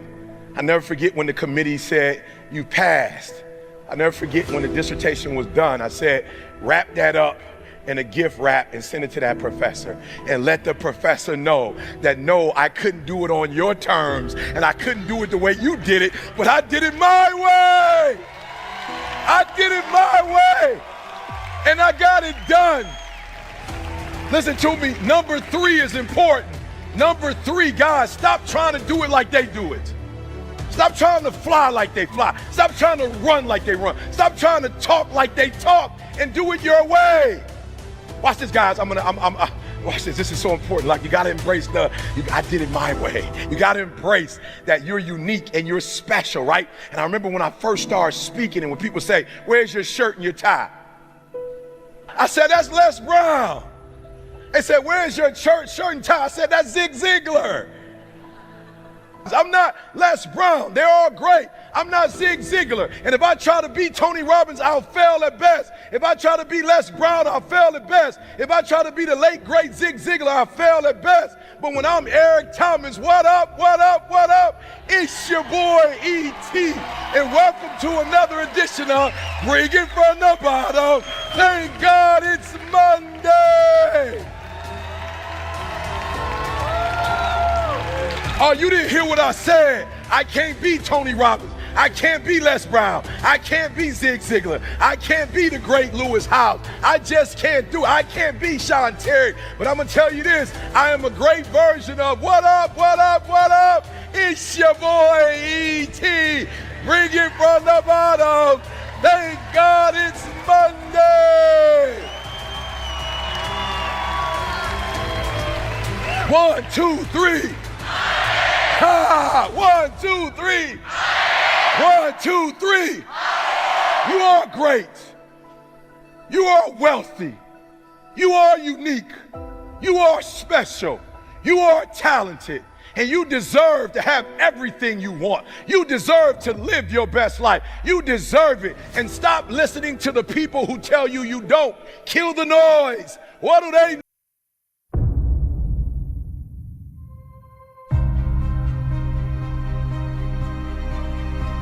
2 things I want us to remember is that you have a specific time limit and limited time. I want to start there. There's a time frame in which you need to succeed. It's a time frame. And everybody in this room, that's what we're here for. We're here to assist the program. However, now, like he said, I used to be here speaking, but a lot of times I wouldn't speak. I'd just show up. Because without my biological father being in my life, I understand how important not just presence are, but how important a person's presence is. And I wouldn't really come to the games because everybody came to the games. It wasn't necessary for me to be at every game. The stadium is packed when it's showtime. I wanted to be here on Monday when the fans weren't here. I wanted to be here on Tuesday when the parents couldn't be here. I wanted to be here on Wednesday when nobody else was here before the cameras came. So when the cameras came, I wasn't here. They didn't need me when ESPN was here. So listen to me very closely. There is a time limit. The time limit is 6 home, 6 away. That's the time limit. That's it. You don't, Michael Jordan, I like him, he's funny. But Mike said he never lost a game, they just ran out of time, right? That's not really the truth, Mike. You lost the game, right? You don't get extra time. So we got 6 and 6. 6 away, 6 at home. It's a limited time. And so in those 6 and 6, man, you gotta come with it like it's really only one. And that's why I get so intense. They say, E, you number 1 in the world. Why are you still intense? Wow, well, because I'm number 1. I got a home in Michigan and a home in San Diego. My wife got multiple sclerosis. So we don't need to be here in the winter. Listen to me very closely. I don't speak with the intensity I speak with because I want to speak. I want to make sure she never has to work again. So there's an intensity because she's sick. There should be an intensity because you only get 4. You shouldn't play like you get 8. We shouldn't be fans. We shouldn't be coaches like we get unlimited time. It's 6 and 6. Then guess what? It's a limited amount of time depending on your success. So look, y'all, I've been so successful. My wife, we're going to Dubai. She has to fly first class, has to, with multiple sclerosis. Then I found a ticket. I said, man, I thought 24 hours, Delta? There's a flight that goes straight from Boston to Dubai for 12 hours? I'm like, she need to be on that. I looked it up, it was $30,000 a ticket. I called the people and was like, yo, it's $30,000. They're like, yo, we'll get the ticket for you on Sunday. Listen to what I'm saying. When you're great at what you do, people treat you differently. When you average, they treat you a certain way. When you're phenomenal. So when Michigan State was winning and the Spartans was winning, I was winning. Every time we went to the bowl and I was there, every time we went to the Final Four, I wouldn't even be in the locker room and y'all win. They say, E.T., he must have spoke. I was nowhere around. When we win, everybody. I started charging extra money when we was winning.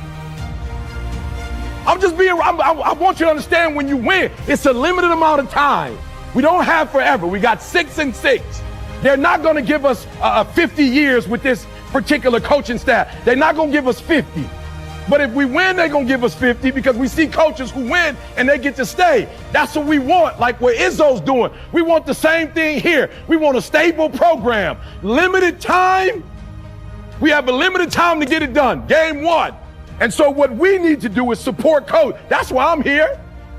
I got a phone call like, E, hey, they want you here. Let's go. I'm right up the street. I'm 12 minutes away. Let's go. I got here at 4 and walked around. I was so excited. I got here at 4 and just walking the campus. Like, yep, 4:15, 4:30, 5 o'clock. Let's go.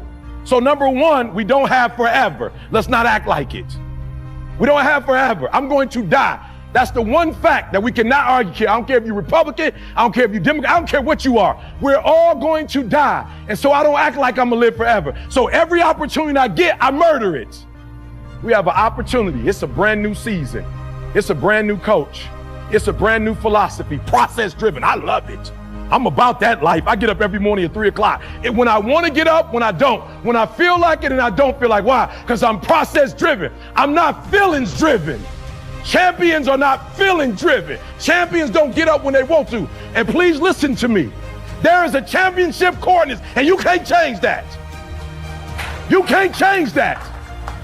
And if we're going to be champions, process driven. If you tailgating, you got to be on time. If you selling tickets, you got to be. If you open the doors, if you sweep, whatever you do, you got to know what the coordinates are, and you got to play your spot. Because championship teams aren't just championship teams. They championship families. Everybody does their part. Process driven. Coach is going to tell us what we're supposed to do. And if we do exactly what he tells us, not veer to the left, not veer to the right, we're going to win the championship.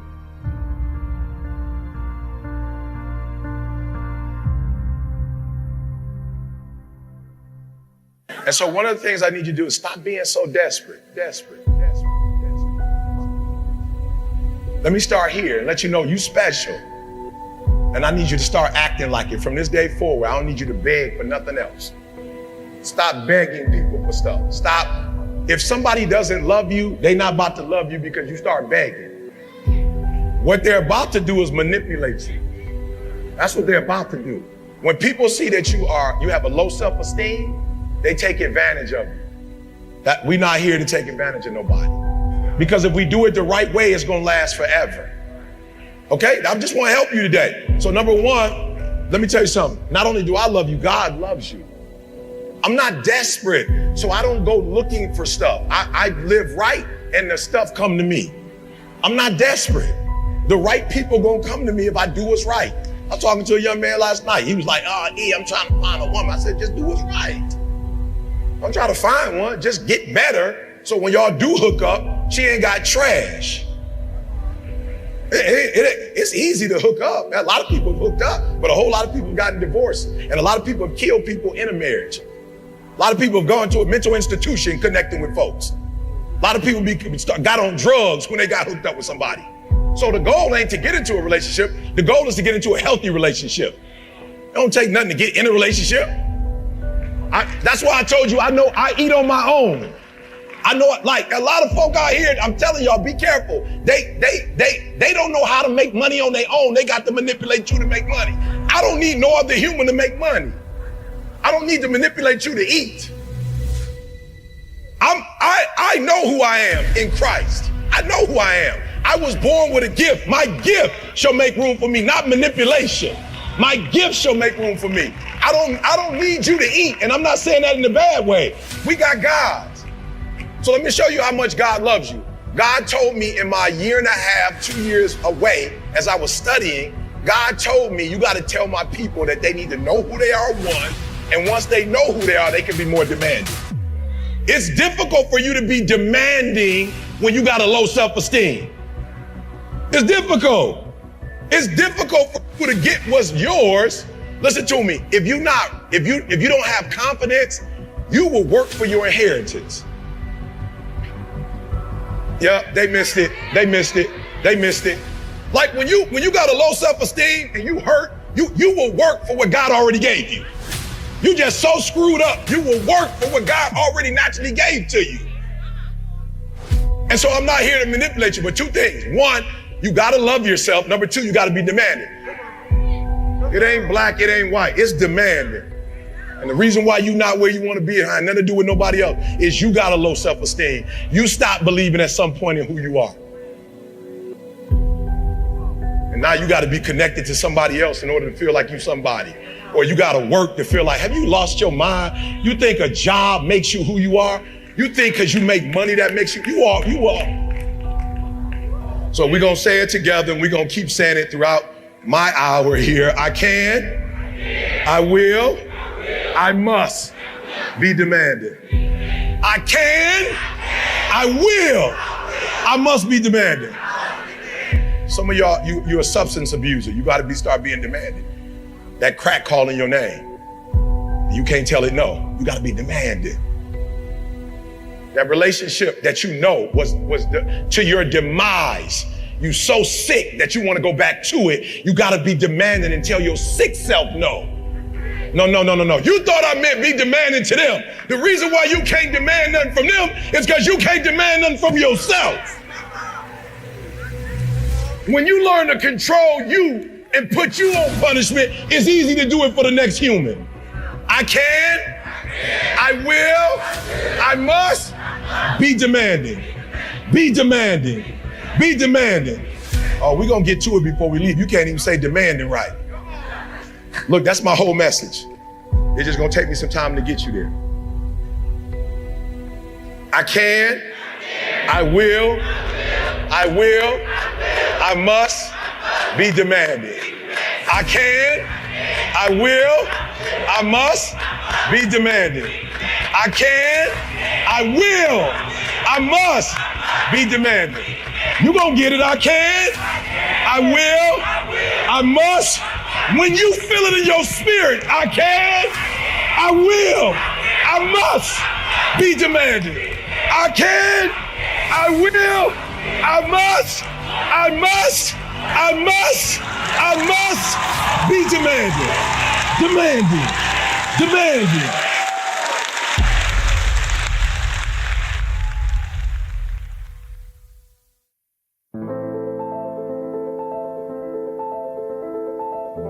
So say it with me.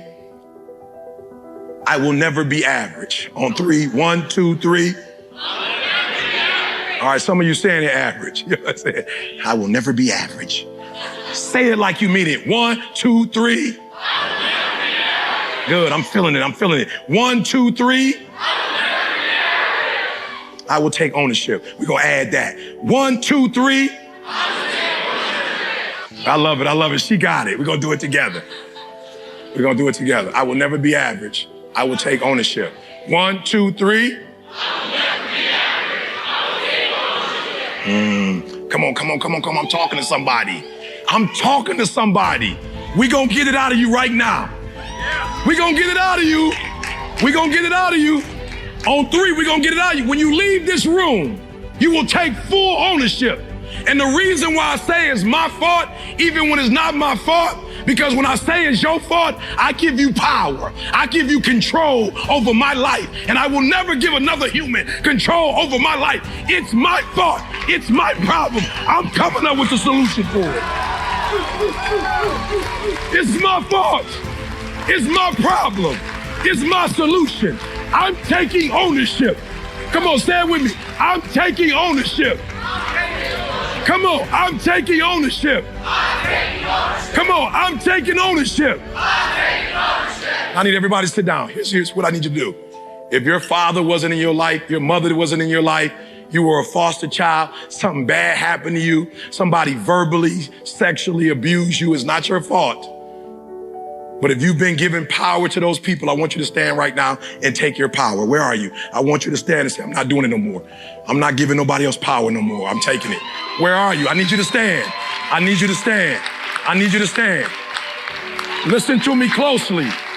I'm not saying it's your fault, but it's your solution. I'm not saying you didn't do it, but you owe it to yourself in this country to let that stuff go so you can be what you're supposed to be. Now, I'm gonna count to 3 because there's somebody else. You got a lot of pride.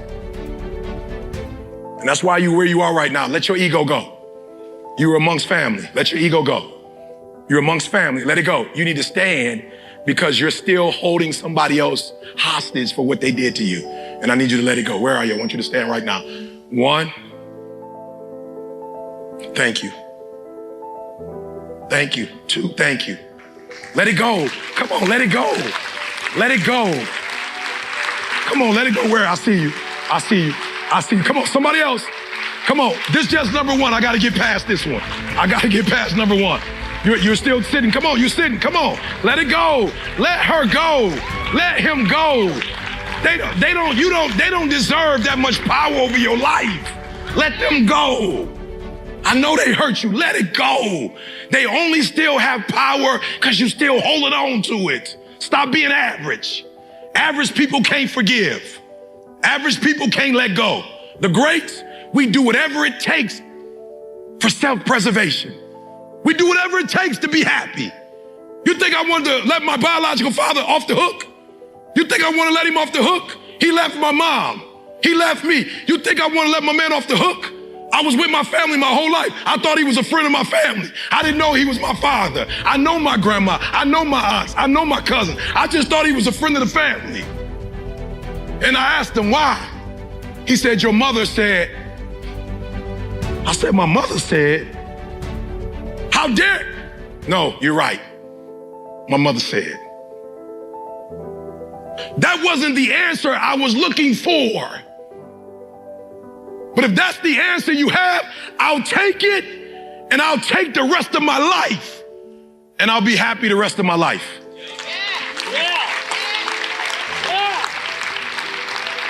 Come on. Come on, I want you to say with me, I can, I will, I must. Come on, I can. This is your life, not mine. You should be more excited about your life than I am. I can. I will. I must get past this. I can. I will. I must. Hold on 1 second, 1 quick second, because I want to talk to the successful people. You too can get past the success you live in right now. You're not finished. If you're alive, you're not finished. I know you feel good about yourself because you're doing better than your brother and your sister. But the Creator ain't comparing you to your sister. He's comparing to you the gifts that you have. He's not comparing you to your brother. No, I'm gonna say it one more time. The Creator is not comparing you to your sister. Your mama might be your mama like she killing the game compared to her brothers and sisters. She's the best in our family. That doesn't mean that the Creator, that don't mean the Creator is going, well done. You still got more in you. So I want you to say, because you're looking at them like, oh yeah, y'all can. We did. You must. No, you got another gear in you. So everybody, I can. I can. Because I'm capable. I will. Because I'm strong. I must. Because they counting on me. No. I was homeless, y'all. I was homeless. Are you hearing me? I must. I live in America. There are other people that are inspired by me. We can't keep talking about the people who lived in America in the early 1900s. We can't talk about people, Henry Ford, the Vanderbilts. We are the Vanderbilts of this time frame. We are the Fords of this time frame. We're the Louis Vuittons of this time. We're the Hiltons of this time. We're the Marriotts of this time. It's our time. It's our turn. Ford is gone. It's our time. It's our time for our family to understand wealth. It's our time to take our wives on a trip for 30 days and not have to worry about anything. It's our time for them to get manicures and pedicures. It's our time to let them live a certain life. It's our time. It's our turn. It's our country. Let's eat it up. Let's enjoy it.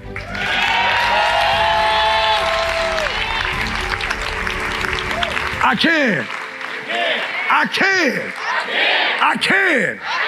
I will. I will. I will. I will my way through every situation, every trial, every tribulation. I will my way through it. I don't care if it's cancer. I will my way through it. I don't care if it's MS. I will my way through it. I don't care if I'm struggling in school and I'm trying to get a degree. I will my way through it. I don't care if you fail the boards. Go again. I don't care if you fail the law exam. Go again. Will your way through it. Some things you can skill yourself through. Some stuff you got to will your way through. There are some things that you're naturally gifted at. Others you got to will your way through. I will my way through homelessness. I will my way through that GED. I will my way through that PhD. I will myself to 30 years plus of marriage. I will my way through to be a better father. I will my way through those books. I will. Come on, I will. Come on, I will. I must.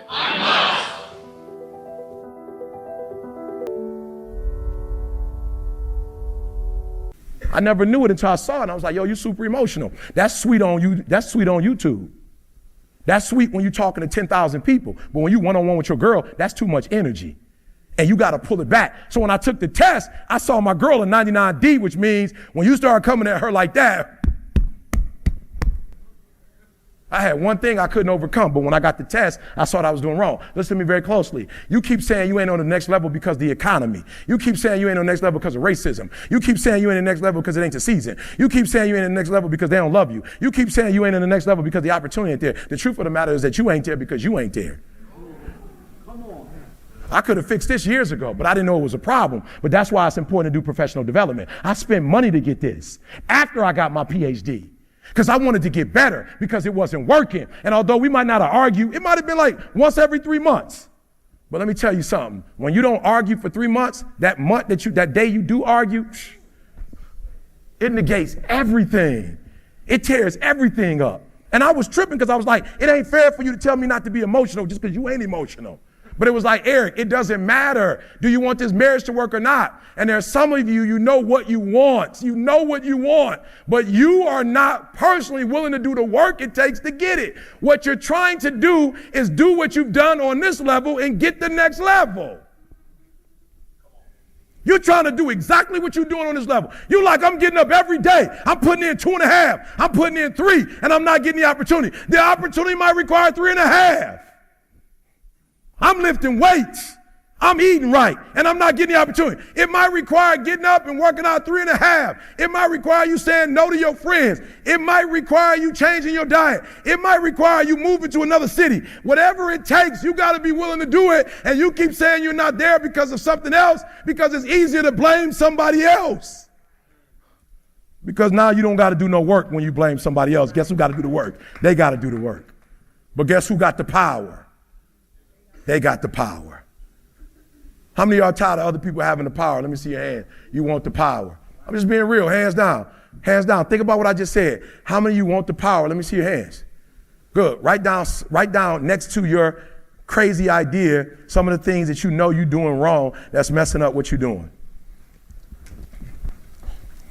Come on, I want y'all to take my time. I want y'all to get this. So with this DISC assessment, I saw how my daughter's a high C, and when you look at a high C, it's like they're very methodical, cautious. You see that, y'all? Careful. And I would get up and imagine me taking my 99I and putting her on her 99C. It was a disaster. I used to think my daughter didn't like me because she would be in her what? Just imagine if you like a C, that's like, you know, you reserved. She would come home and go where? To her room. And I would think that she didn't like me. Because my son would come home and do what? Because he got a nice lot of eye in him. He'd come home and do what? Be in my face. What up, blood. Dad, you can't believe what happened at school today. It was out of control, Dad. In practice, I got 2 fumble returns. You couldn't see it. And my daughter come in, hi, Dad, go straight to her room. And I'm like, yo, what's up? Took this test and realized, it's not that my daughter, because I'd be like, you want to go on a trip? She like always say no. And I'm like, why she don't ever want to go nowhere with us? And I didn't realize she don't want to go nowhere with us because she want to do her schoolwork because she in school. My son in school, I'm like, yo, son, I just got a gig with the Pacers. You want to roll? He like, let's go. He ain't said nothing about I got class. My man like, when we leaving? I'm like, actually, we got to leave later on tonight. He like, my stuff already packed. I knew you was going to call about a trip like that. I could just feel it in my spirit. Let's roll. My daughter like, I can't do it. I got tests. I say, your test is in 2 weeks. I got to study for my test. The test is in 2 weeks, but the studying is today.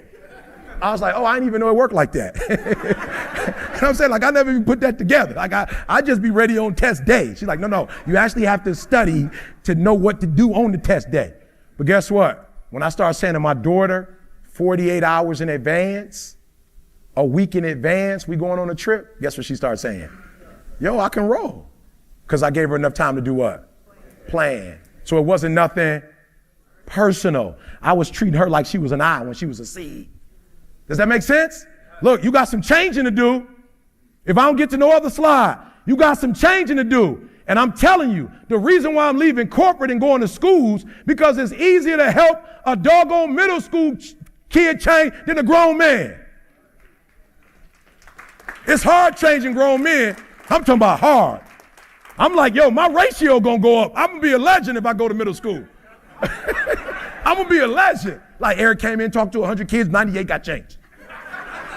He's a legend. My average gonna go up. Dealing with grown men, I talked to 10 grown men, they listen to me very closely.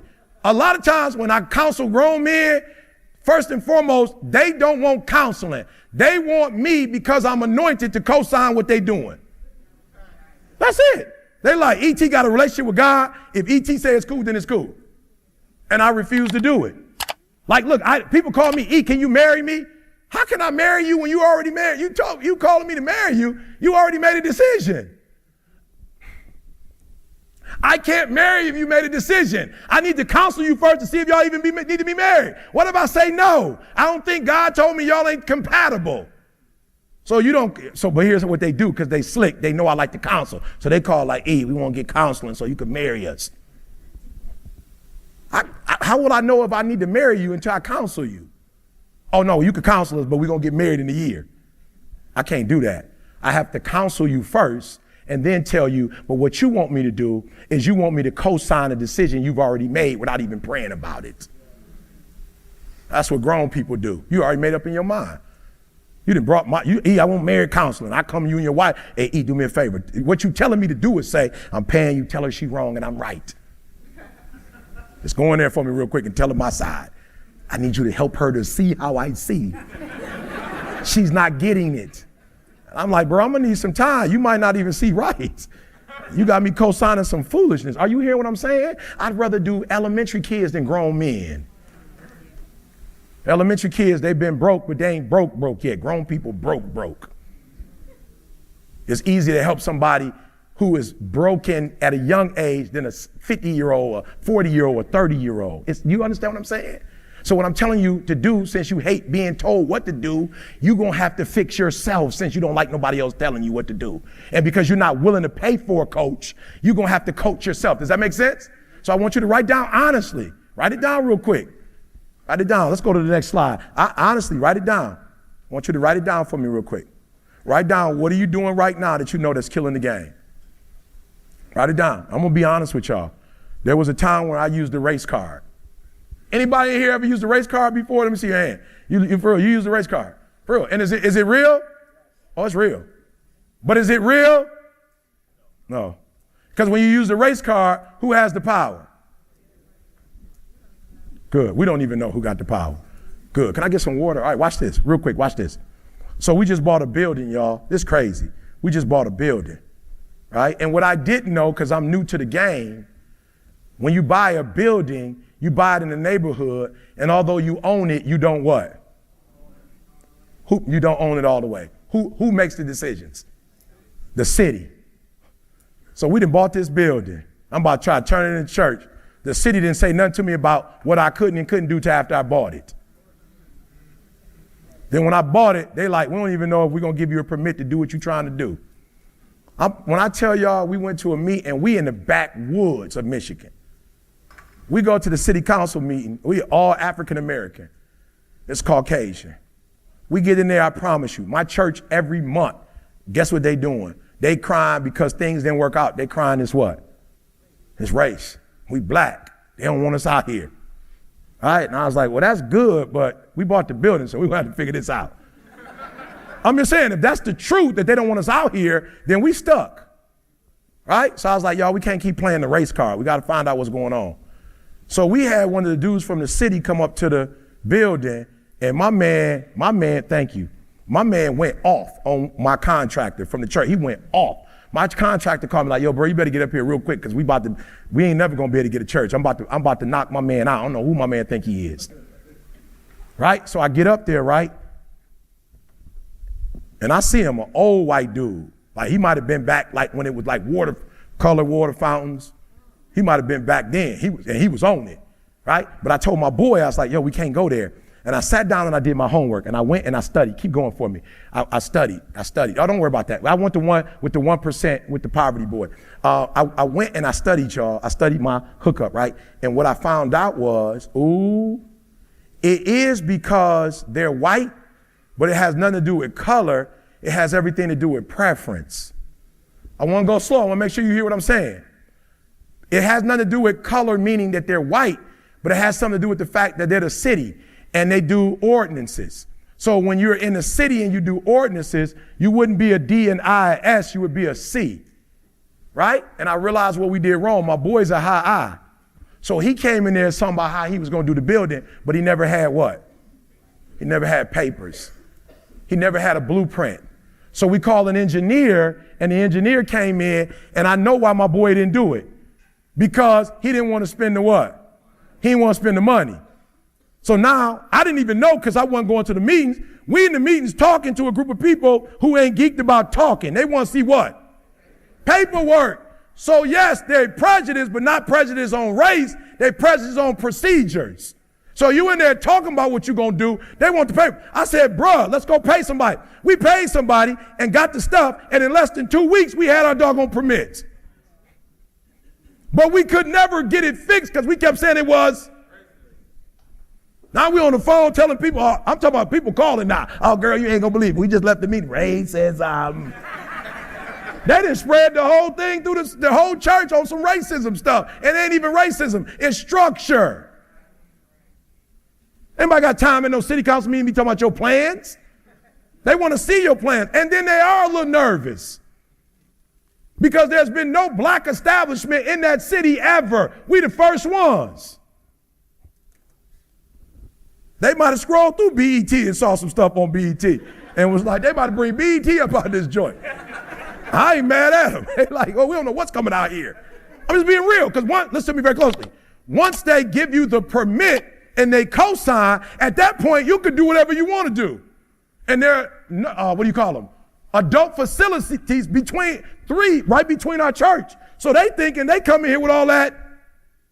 Come on. They come here with all that stuff. They gonna disrupt the who? The older people in the community. The culture. They're gonna disrupt the culture. We got the blueprints, got the building finished. A couple of them came in the building, they knew what it was before, and they looking like, whoa, this joint is fire. But they would have known that off the cuff if we would have came in with there's something that is blocking your next level, and it's you, and you want to keep saying it's somebody else. It's this company I work for. They ain't showing me no love. They ain't showing you no love because you ain't doing something to make them show you love. They see how all over the place you are, and they're going to take advantage of it. They see you ain't got no structure. You ain't got no 5-year plan, 10-year plan. You ain't got your stuff together. They see it. So over here, real quick. Somebody be honest over here about why you can't get to that next level. What's that thing? Say it again. Good. And when you say mindset, what do you mean? Good. Yeah. You come from poverty, so you're dealing with wealth as poverty. You dealing with wealthy people talking poverty language. Yep, it's not going to work. Somebody over here. Yep. Procrastination. Good. How many of y'all being killed by procrastination? Let me see your hand. Yep. She's a man eater. Whoa, here she come. I'm talking about procrastination is killing America. It's killing it. If you could fix procrastination, what would your life be like? You understand what I'm saying? People like E.T., I want to do what you do. No, you don't. I'm my own boss. When I worked at Michigan State, I had to be to work at 9 o'clock. When I work for myself, I get up at 3. When I worked at Michigan State, I get to leave at 5. When you work for yourself, you don't have no time when you get off. You don't get off. You stop when the work is done. I work harder for myself than I did and you talking about you want to work for yourself. No, you don't. You can't show up for another man. If you work for yourself, you'd be asleep all day. You'd be like, I work for myself. I'm good. I ain't even getting up today. You know what I'm saying? I'm just taking a day off. I'm just being real. There are those of you who work for yourself, you don't even have a plan. You don't even have like a vacation package for yourself. You just get to get off whenever you want to. What kind of job is that? You can just take off when you want to? That ain't no real job. You ain't got no insurance. You ain't paying yourself. But when you had a job, you could get there for them when they wanted you to get there. Oh, you had to tell them when you was going to be sick, when you want, but for yourself, you ain't got to do nothing. That's why you can't blow up. You ain't got enough discipline to discipline you. That's why you're making the money you're making, because you got to let somebody else do it, because you don't have enough sense to do it for yourself. You're going to tell me, you get up at 3 o'clock in the morning. I live in America. You mean to tell me I could be a multimillionaire by getting up at 3 o'clock in the morning? I'll do it every day. And guess what? When I get my paper, I take a nap when I'm tired. Ain't nobody say I got to get up at 3 and stay up at 3. I got to get up at 3 and stay up at 3 o'clock in the afternoon. I just got to get up at 3 and get all my work done before y'all get up. I just got to make all my phone calls while y'all still sleep. I just got to make all my phone calls while y'all partying. I came down to get on the treadmill this morning at 1:58 a.m. I finished working out. I think it was about 3:15. I got on the elevator. I'm talking about solo. It was just me and my man who was cleaning up. It wasn't nobody there. I get on the elevator. I'm going up the elevator. It stopped on the lobby level. I'm like, shoot. I'm just trying to be real, y'all. I ain't trying to be seen at 3 a.m. When nobody, E.T., what up? I have been seeing your video, and I wanted to know about, I'm like, it's 3. It's 3. Come holler at me at 8. Like, that's when I go into E.T. to hip hop preach. I'm just Eric at 3 o'clock in the morning. You see what I'm saying? So when it hit lobby, I was like, man, here comes somebody about to ask me a ton of questions. I'm trying to take a shower. I stink. I'm really not in E.T., the hip hop preacher mode. Boom. Lobby level. I see a young lady. She probably in her 20s. She looking at the elevator. I'm like, okay, you getting on or you not getting on?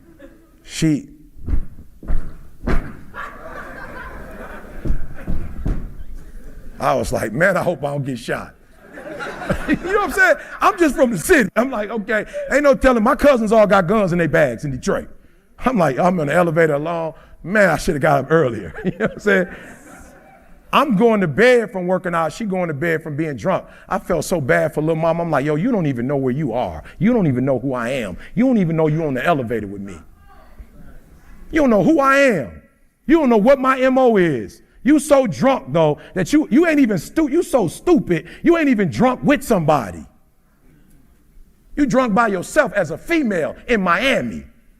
You on the elevator, you don't know where you are. You don't even know. My homegirl, I was just about to be like, yo, which room you going? Didi, can she come to our room till she get, because she don't even know which room she in. And I'm talking about the elevator smelled like rinse like alcohol. She hit the button, get off. I'm like, God, please help that girl to get to her room with nothing to happen to her. We two humans. We both live in America. One of us getting up at 1 to grind and going to take a shower at 3 to get the day started. One of us just coming from the club and don't know where we are. You saying don't go to clubs? Yeah, go to a club, but don't go to a club and you don't know you went to the club. Then why did you go if you can't remember what you did? You might as well not go. Me and you had the same fun. I ain't go, you went, but we both don't remember nothing about the club. Like, that don't even make sense. Or at least have enough sense to roll with somebody who don't. I'm just saying, when we was coming up on the block, Bob, all of us, we came up. I was the dude, somebody gonna drive us home. We ain't just hanging out drunk and driving. Somebody gonna be sober. Somebody could put gas. Are you hearing what I'm saying? That's a poverty mindset. And so I need you to think about when you go home, what do you need to change? Good, over here, talk to me. What's that thing you need to change? Yep. I don't need to sit at your table. We building one. We in the process of building a table. We building a table. I don't got to sit at your table. I don't need your awards. I don't need your recognition. I don't need your value. We ain't seen you on the magazine. We hadn't seen you on TV. We hadn't seen you on. I don't need to sit at that table. I'm building my own table, and I will build you a table in the presence of your enemies.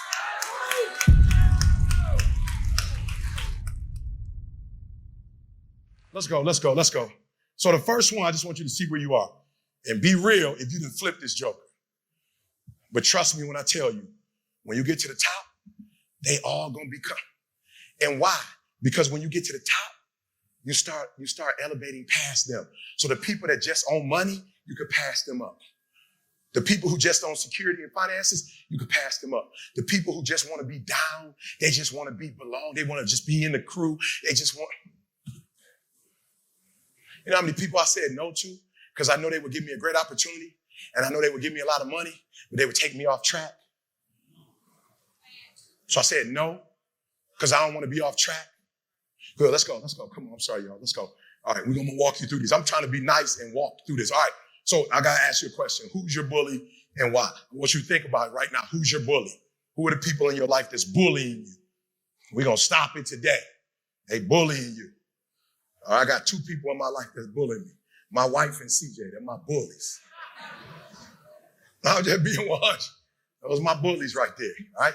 So I want you to think about it, for real. Write that down. Who's your bully? Who are the people that are bullying you? You tired of it? Just be real. How many of you in here, I know you macho, men, stop tripping. I know you macho.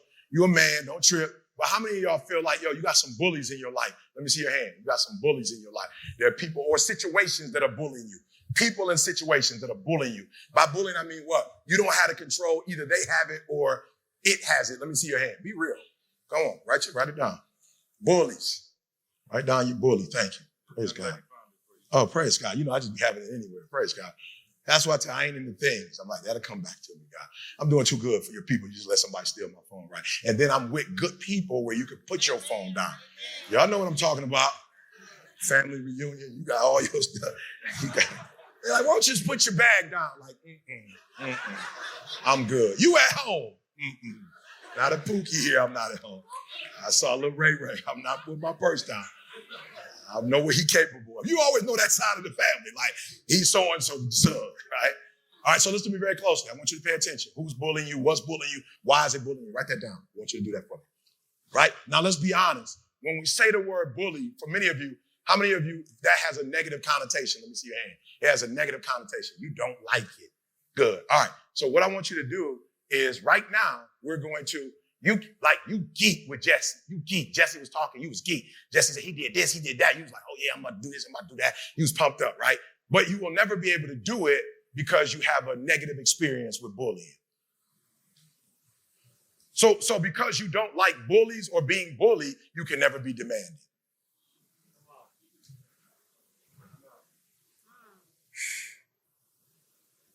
So we got to fix this.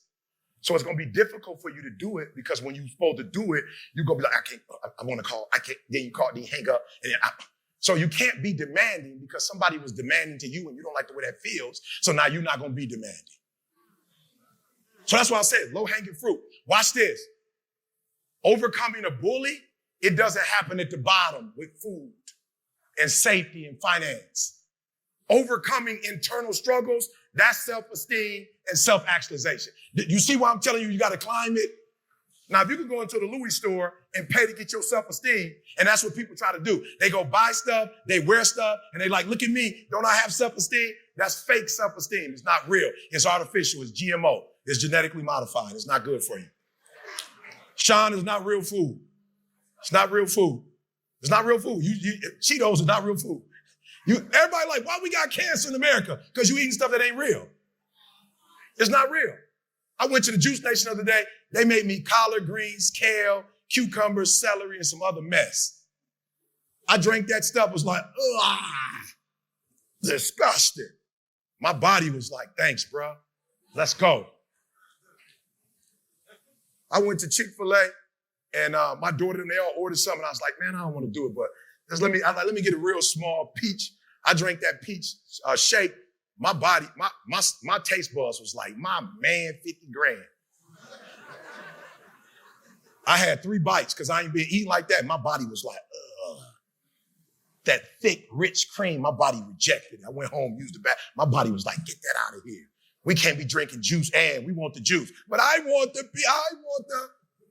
So when you go buy that purse or get that car and you drive it around and it ain't a car no more, it's a symbol, you got a self-esteem issue. I just want to help you. If your car ain't transportation, if it's more than transportation, if it's you get out so people can see you,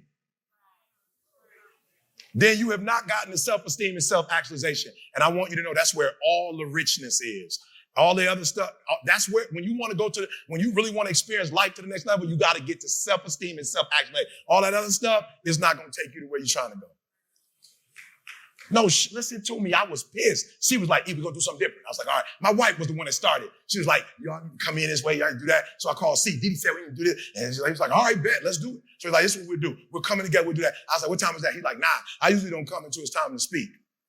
I got up at 6 o'clock this morning. People say, E, you in the gym? E, you doing this? I was in there talking to my girl at 6 o'clock in the morning. We were talking about Jamal's son, laughing, playing. I was just holding her.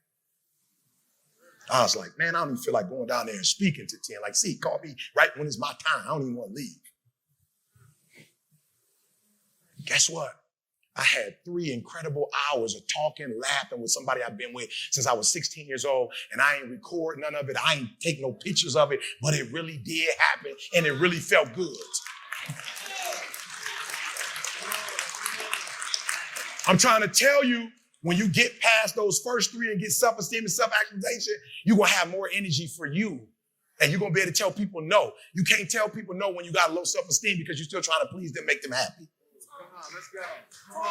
Come on. So you really trapped. You really a slave. When you care about what people think, you trapped. You will never experience success. And you wonder why you keep getting up and it's like Groundhog's Day. You keep experiencing the same thing because you haven't gotten to self-actualization. That's the top. That's where we're trying to get to. We're not trying to get to money, clothes, and stuff. We're trying to get to who am I? All right, so we got to address this bully, right? So what I want you to do when you go home, I want you to like, why can't you stand this bully? All right? So here's the reality. The reality is my personality, I need a bully in my life. I just need bullies in my life who are going to help my life and not theirs. So what happened was, God said, I need you to go back to the beginning. Where did it happen? I was like, what happened when you first felt like you was being bullied? I was like, my mom, my father who raised me. Now, I'm not saying they was wrong. I'm just telling you, I felt like they was bullying me. I was getting whippings, you know what I'm saying? And I was comparing. My friends weren't getting whippings. My friends didn't have, that comparison thing is man, I had a curfew. You couldn't just go in the refrigerator when you wanted to. We had rules. We had regulations. I couldn't stand it. So I left home. God said, go back. Who bullied you? I said, my mom. Who bullied you? My father. Who bullied you? Your wife. I said, why? And God said, didn't nobody bully you. You have such a rebellious spirit that you don't like. You don't like structure. You don't like. And so what I did was I blessed you and put some people in your life, but you had a demon of independence. You had a demon of independence. You had a rebellious spirit, so much so that you left home at 16 and you were sleeping in abandoned buildings. You don't make good decisions, son. And so I've had to surround you with people, but you don't even value them because you see it as bullying. But once you get to the point to see that you can't trust yourself, I gave you CJ because he makes better decisions than you. I gave you Dee Dee because she makes better decisions. You just are infatuated. You are in love with being in control. Why do you want to be in control? It don't work for you. You've never been good at being in control of your own life. You know what CJ does is right. You know what Dee Dee does is right. You just mad at your wife because you like, God, can't I get a turn? I just be wanting to turn. You know what I'm saying? I know Dee Dee's sweeter than me, but I'm like, when am I going to get to say where we're going? You feel me? I'm just going to keep it 100. When do I get to decide? And she said, you did decide. That's why you were sleeping in an abandoned building for 2.5 years. You did. That's why you were a high school dropout. You made decisions. That's why it took you 12 years to get a 4-year. You make decisions. When are you going to go to God and just confess and say, I do make decisions, but I don't make good ones? And when are you just going to put the decisions in their hand and let them make the doggone decision and you just get on stage and do what you do? You got a demon, son. You want to be in control. You are rebellious. You have an independent spirit. Deal with it. And so many of you in this room, you're going to have to go home and deal with why you don't like somebody to tell you what to do. Because you're not going to be demanding when you think being demanding is a negative trait. Come on, I just helped somebody. I want you to see that. You can't do something that you don't like. But when you see Jesse say it, when you see C walk in it, then you like, ooh, I want to do that. No, you don't. You want the reward that comes with making good decisions, but you don't make good decisions. And so you just got to stop and say, I don't make good decisions. And once you come to grips with that, you know what you're going to do? You're going to stop attracting people that manipulate you because they know somewhere in you that you ain't going to be demanding if you had to be. They're going to run all over on you because you don't want to be demanding.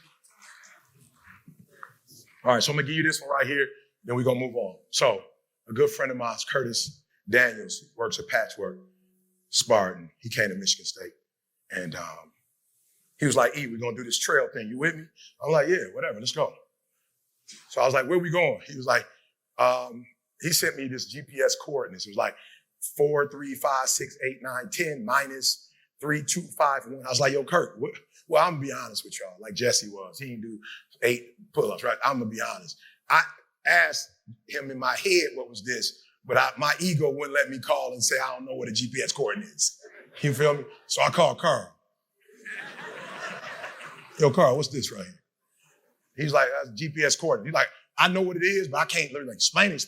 But I'll tell you it's like an address. I was like, okay, cool. So we did our thing. I went home. I was like, yo, God, why didn't my man just give me the address? And as I started doing my homework, what I realized is that you could give a person an address and they still go to the wrong destination. I know y'all want me to be hyped. I want to teach for a minute. You can give me an address and it'll still go to the wrong spot. If you give me a GPS coordinates, it's going to take me to the exact spot. It's not going to take me around the corner. So what's happening in life, what happens is you give out the address. You don't give out the GPS coordinates. And so you give people the wrong message and they can't never do what you want them to do. And you wonder why your life is whatever. But if you're demanding, you're just going to give those numbers. Because those numbers don't. I used to hire people because I liked them. I used to hire people because they had a good personality. I used to hire people because I could trust them. I used to hire people because they're loyal. That's not a GPS coordinate. That's a doggone address. You don't hire people for character. You hire people for competency. The Yankees don't go, man, you've been loyal. You just came back. You know what I'm saying? Or you used to come back, now you can't, and we're just going to keep you here, and you're going to start the lineup. Nope, the Yankees like, yo, it's been good. You got to go. Watch this, y'all. I just, real quick, just let me help you. Watch this. This is crazy. So my boy in the military, he sent me this. He says, E, if you give them 4 numbers, he said, you're not right. You kind of right, you're not right. If I give you the GPS coordinates and I give you 4 digits, you are 1,000 kilometers to the right of the grid square. He said, if I give you 6 digits, it gets you at about 100 meters. He said, if I give you 8 digits, you're within 10 meters. 10 meters is still. He said, if I give you 10 digits, it gets you within 1 meter. Shh, this is important. You got to do 10. And I realized there were people in my life I was killing because I wasn't giving them the GPS coordinates. I was giving them what was on my heart.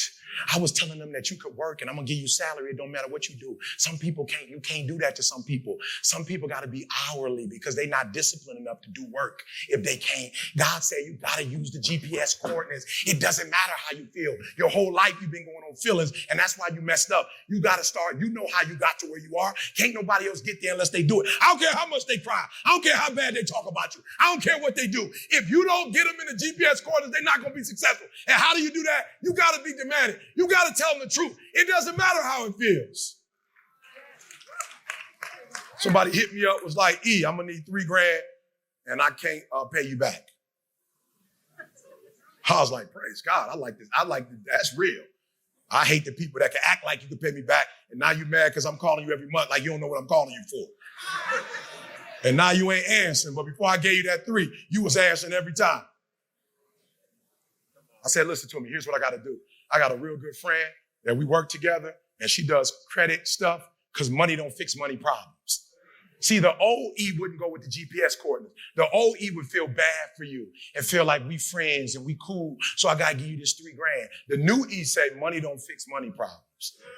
There's something internally wrong. You may have a sense of belonging problem, and so you're buying things you can't afford to impress people that don't even care about you. I can't feed into that addiction no more, but I got a friend that can help you. I'm willing to pay, but you got to go through 6 months of training. I love it. They hit me back. They hit my homegirl and was like, I ain't doing it. I said I needed money. It's an emergency. I'm saying they're all emergencies. GPS coordinates, your emergency is not mine. GPS coordinates, in my feelings, your emergency is my emergency. Y'all know what I'm talking about. You stop. My wife has been denied her time because somebody from the church called me and said they need something. This is our time together, and I'm telling her no so I can go help them. I end up helping them, and they still ain't doing what they're supposed to do. Now I've robbed my wife of her time, and you ain't even doing it. I'm not the nice guy no more. Why? I tried it for 20 years. It don't work. You're not getting none of my money until you do something. I need to see a change mentally. I need to see a change emotionally. I need to see a change. I had to get up at 3 o'clock for this. I had to leave marital bliss to come down here and do this.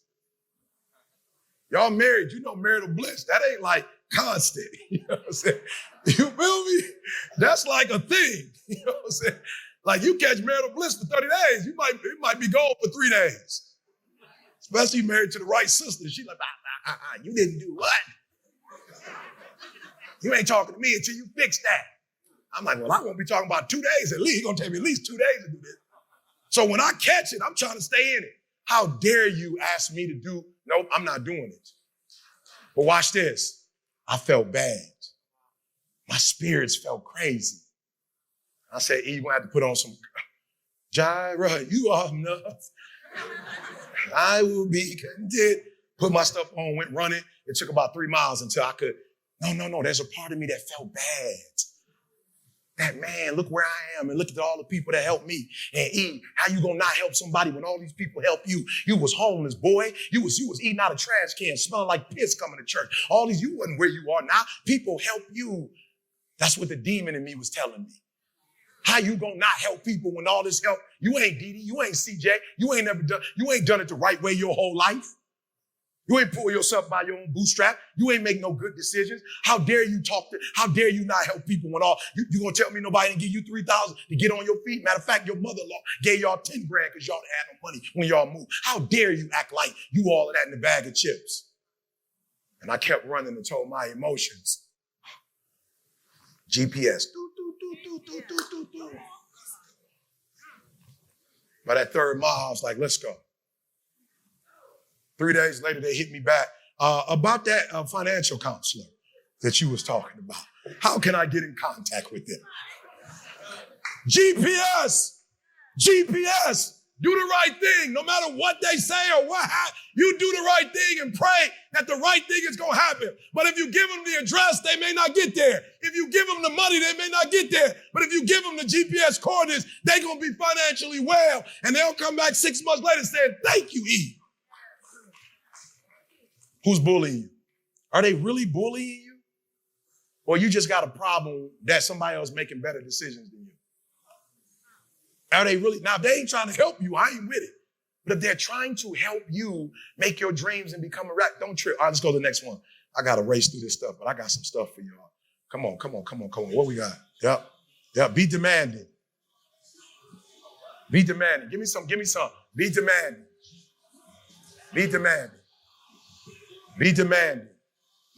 Yep. It's life gonna bully you. It is. It's gonna be tough. It's gonna be hard. Yeah, it is. Be demanding. Boom. Be demanding.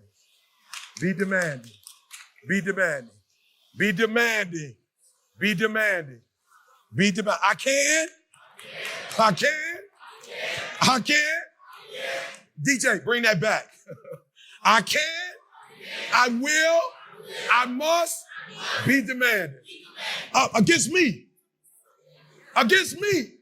That's the first person you're going to be demanding again. Watch it again. Life going to whip your butt. Life is going to bully you. Stop whining. Stop crying. Nobody cares. Be demanding. Let it hit you. But don't let it punk you.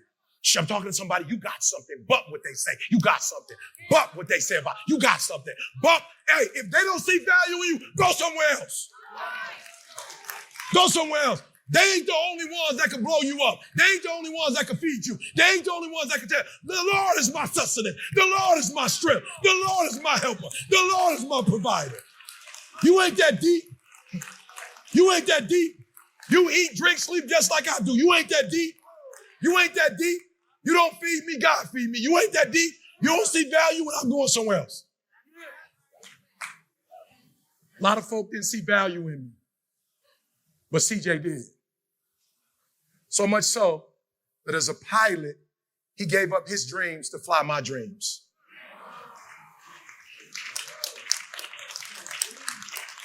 So when you're stupid, dumb, you think I was born last night, your fool self gonna come to me and tell me, hey, E, I gotta wait for you to make multi-millions, but do me a favor. You're gonna have to cut C out. You clown.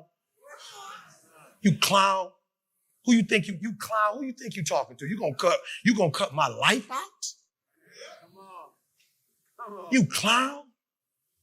What? You so dumb. You think you would even have this conversation and you even think I'm entertaining it?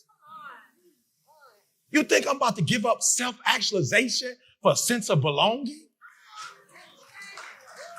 I don't need to sit at your table. We building one. We in the process of building a table. We building a table. I don't got to sit at your table. I don't need your awards. I don't need your recognition. I don't need your value. We ain't seen you on the magazine. We hadn't seen you on TV. We hadn't seen you on. I don't need to sit at that table. I'm building my own table, and I will build you a table in the presence of your enemies. Your problem, you still at the bottom. You pissed because they didn't give you an award. Award for what? I get an award every night when I go to bed. I hear God say, well done. I see what you're doing, son. Well done, thou good and faithful servant. I see how you treat people. Well done. I see how you extend yourself. Well done. I see you ain't getting caught up. Well done, thou good. I don't need their award.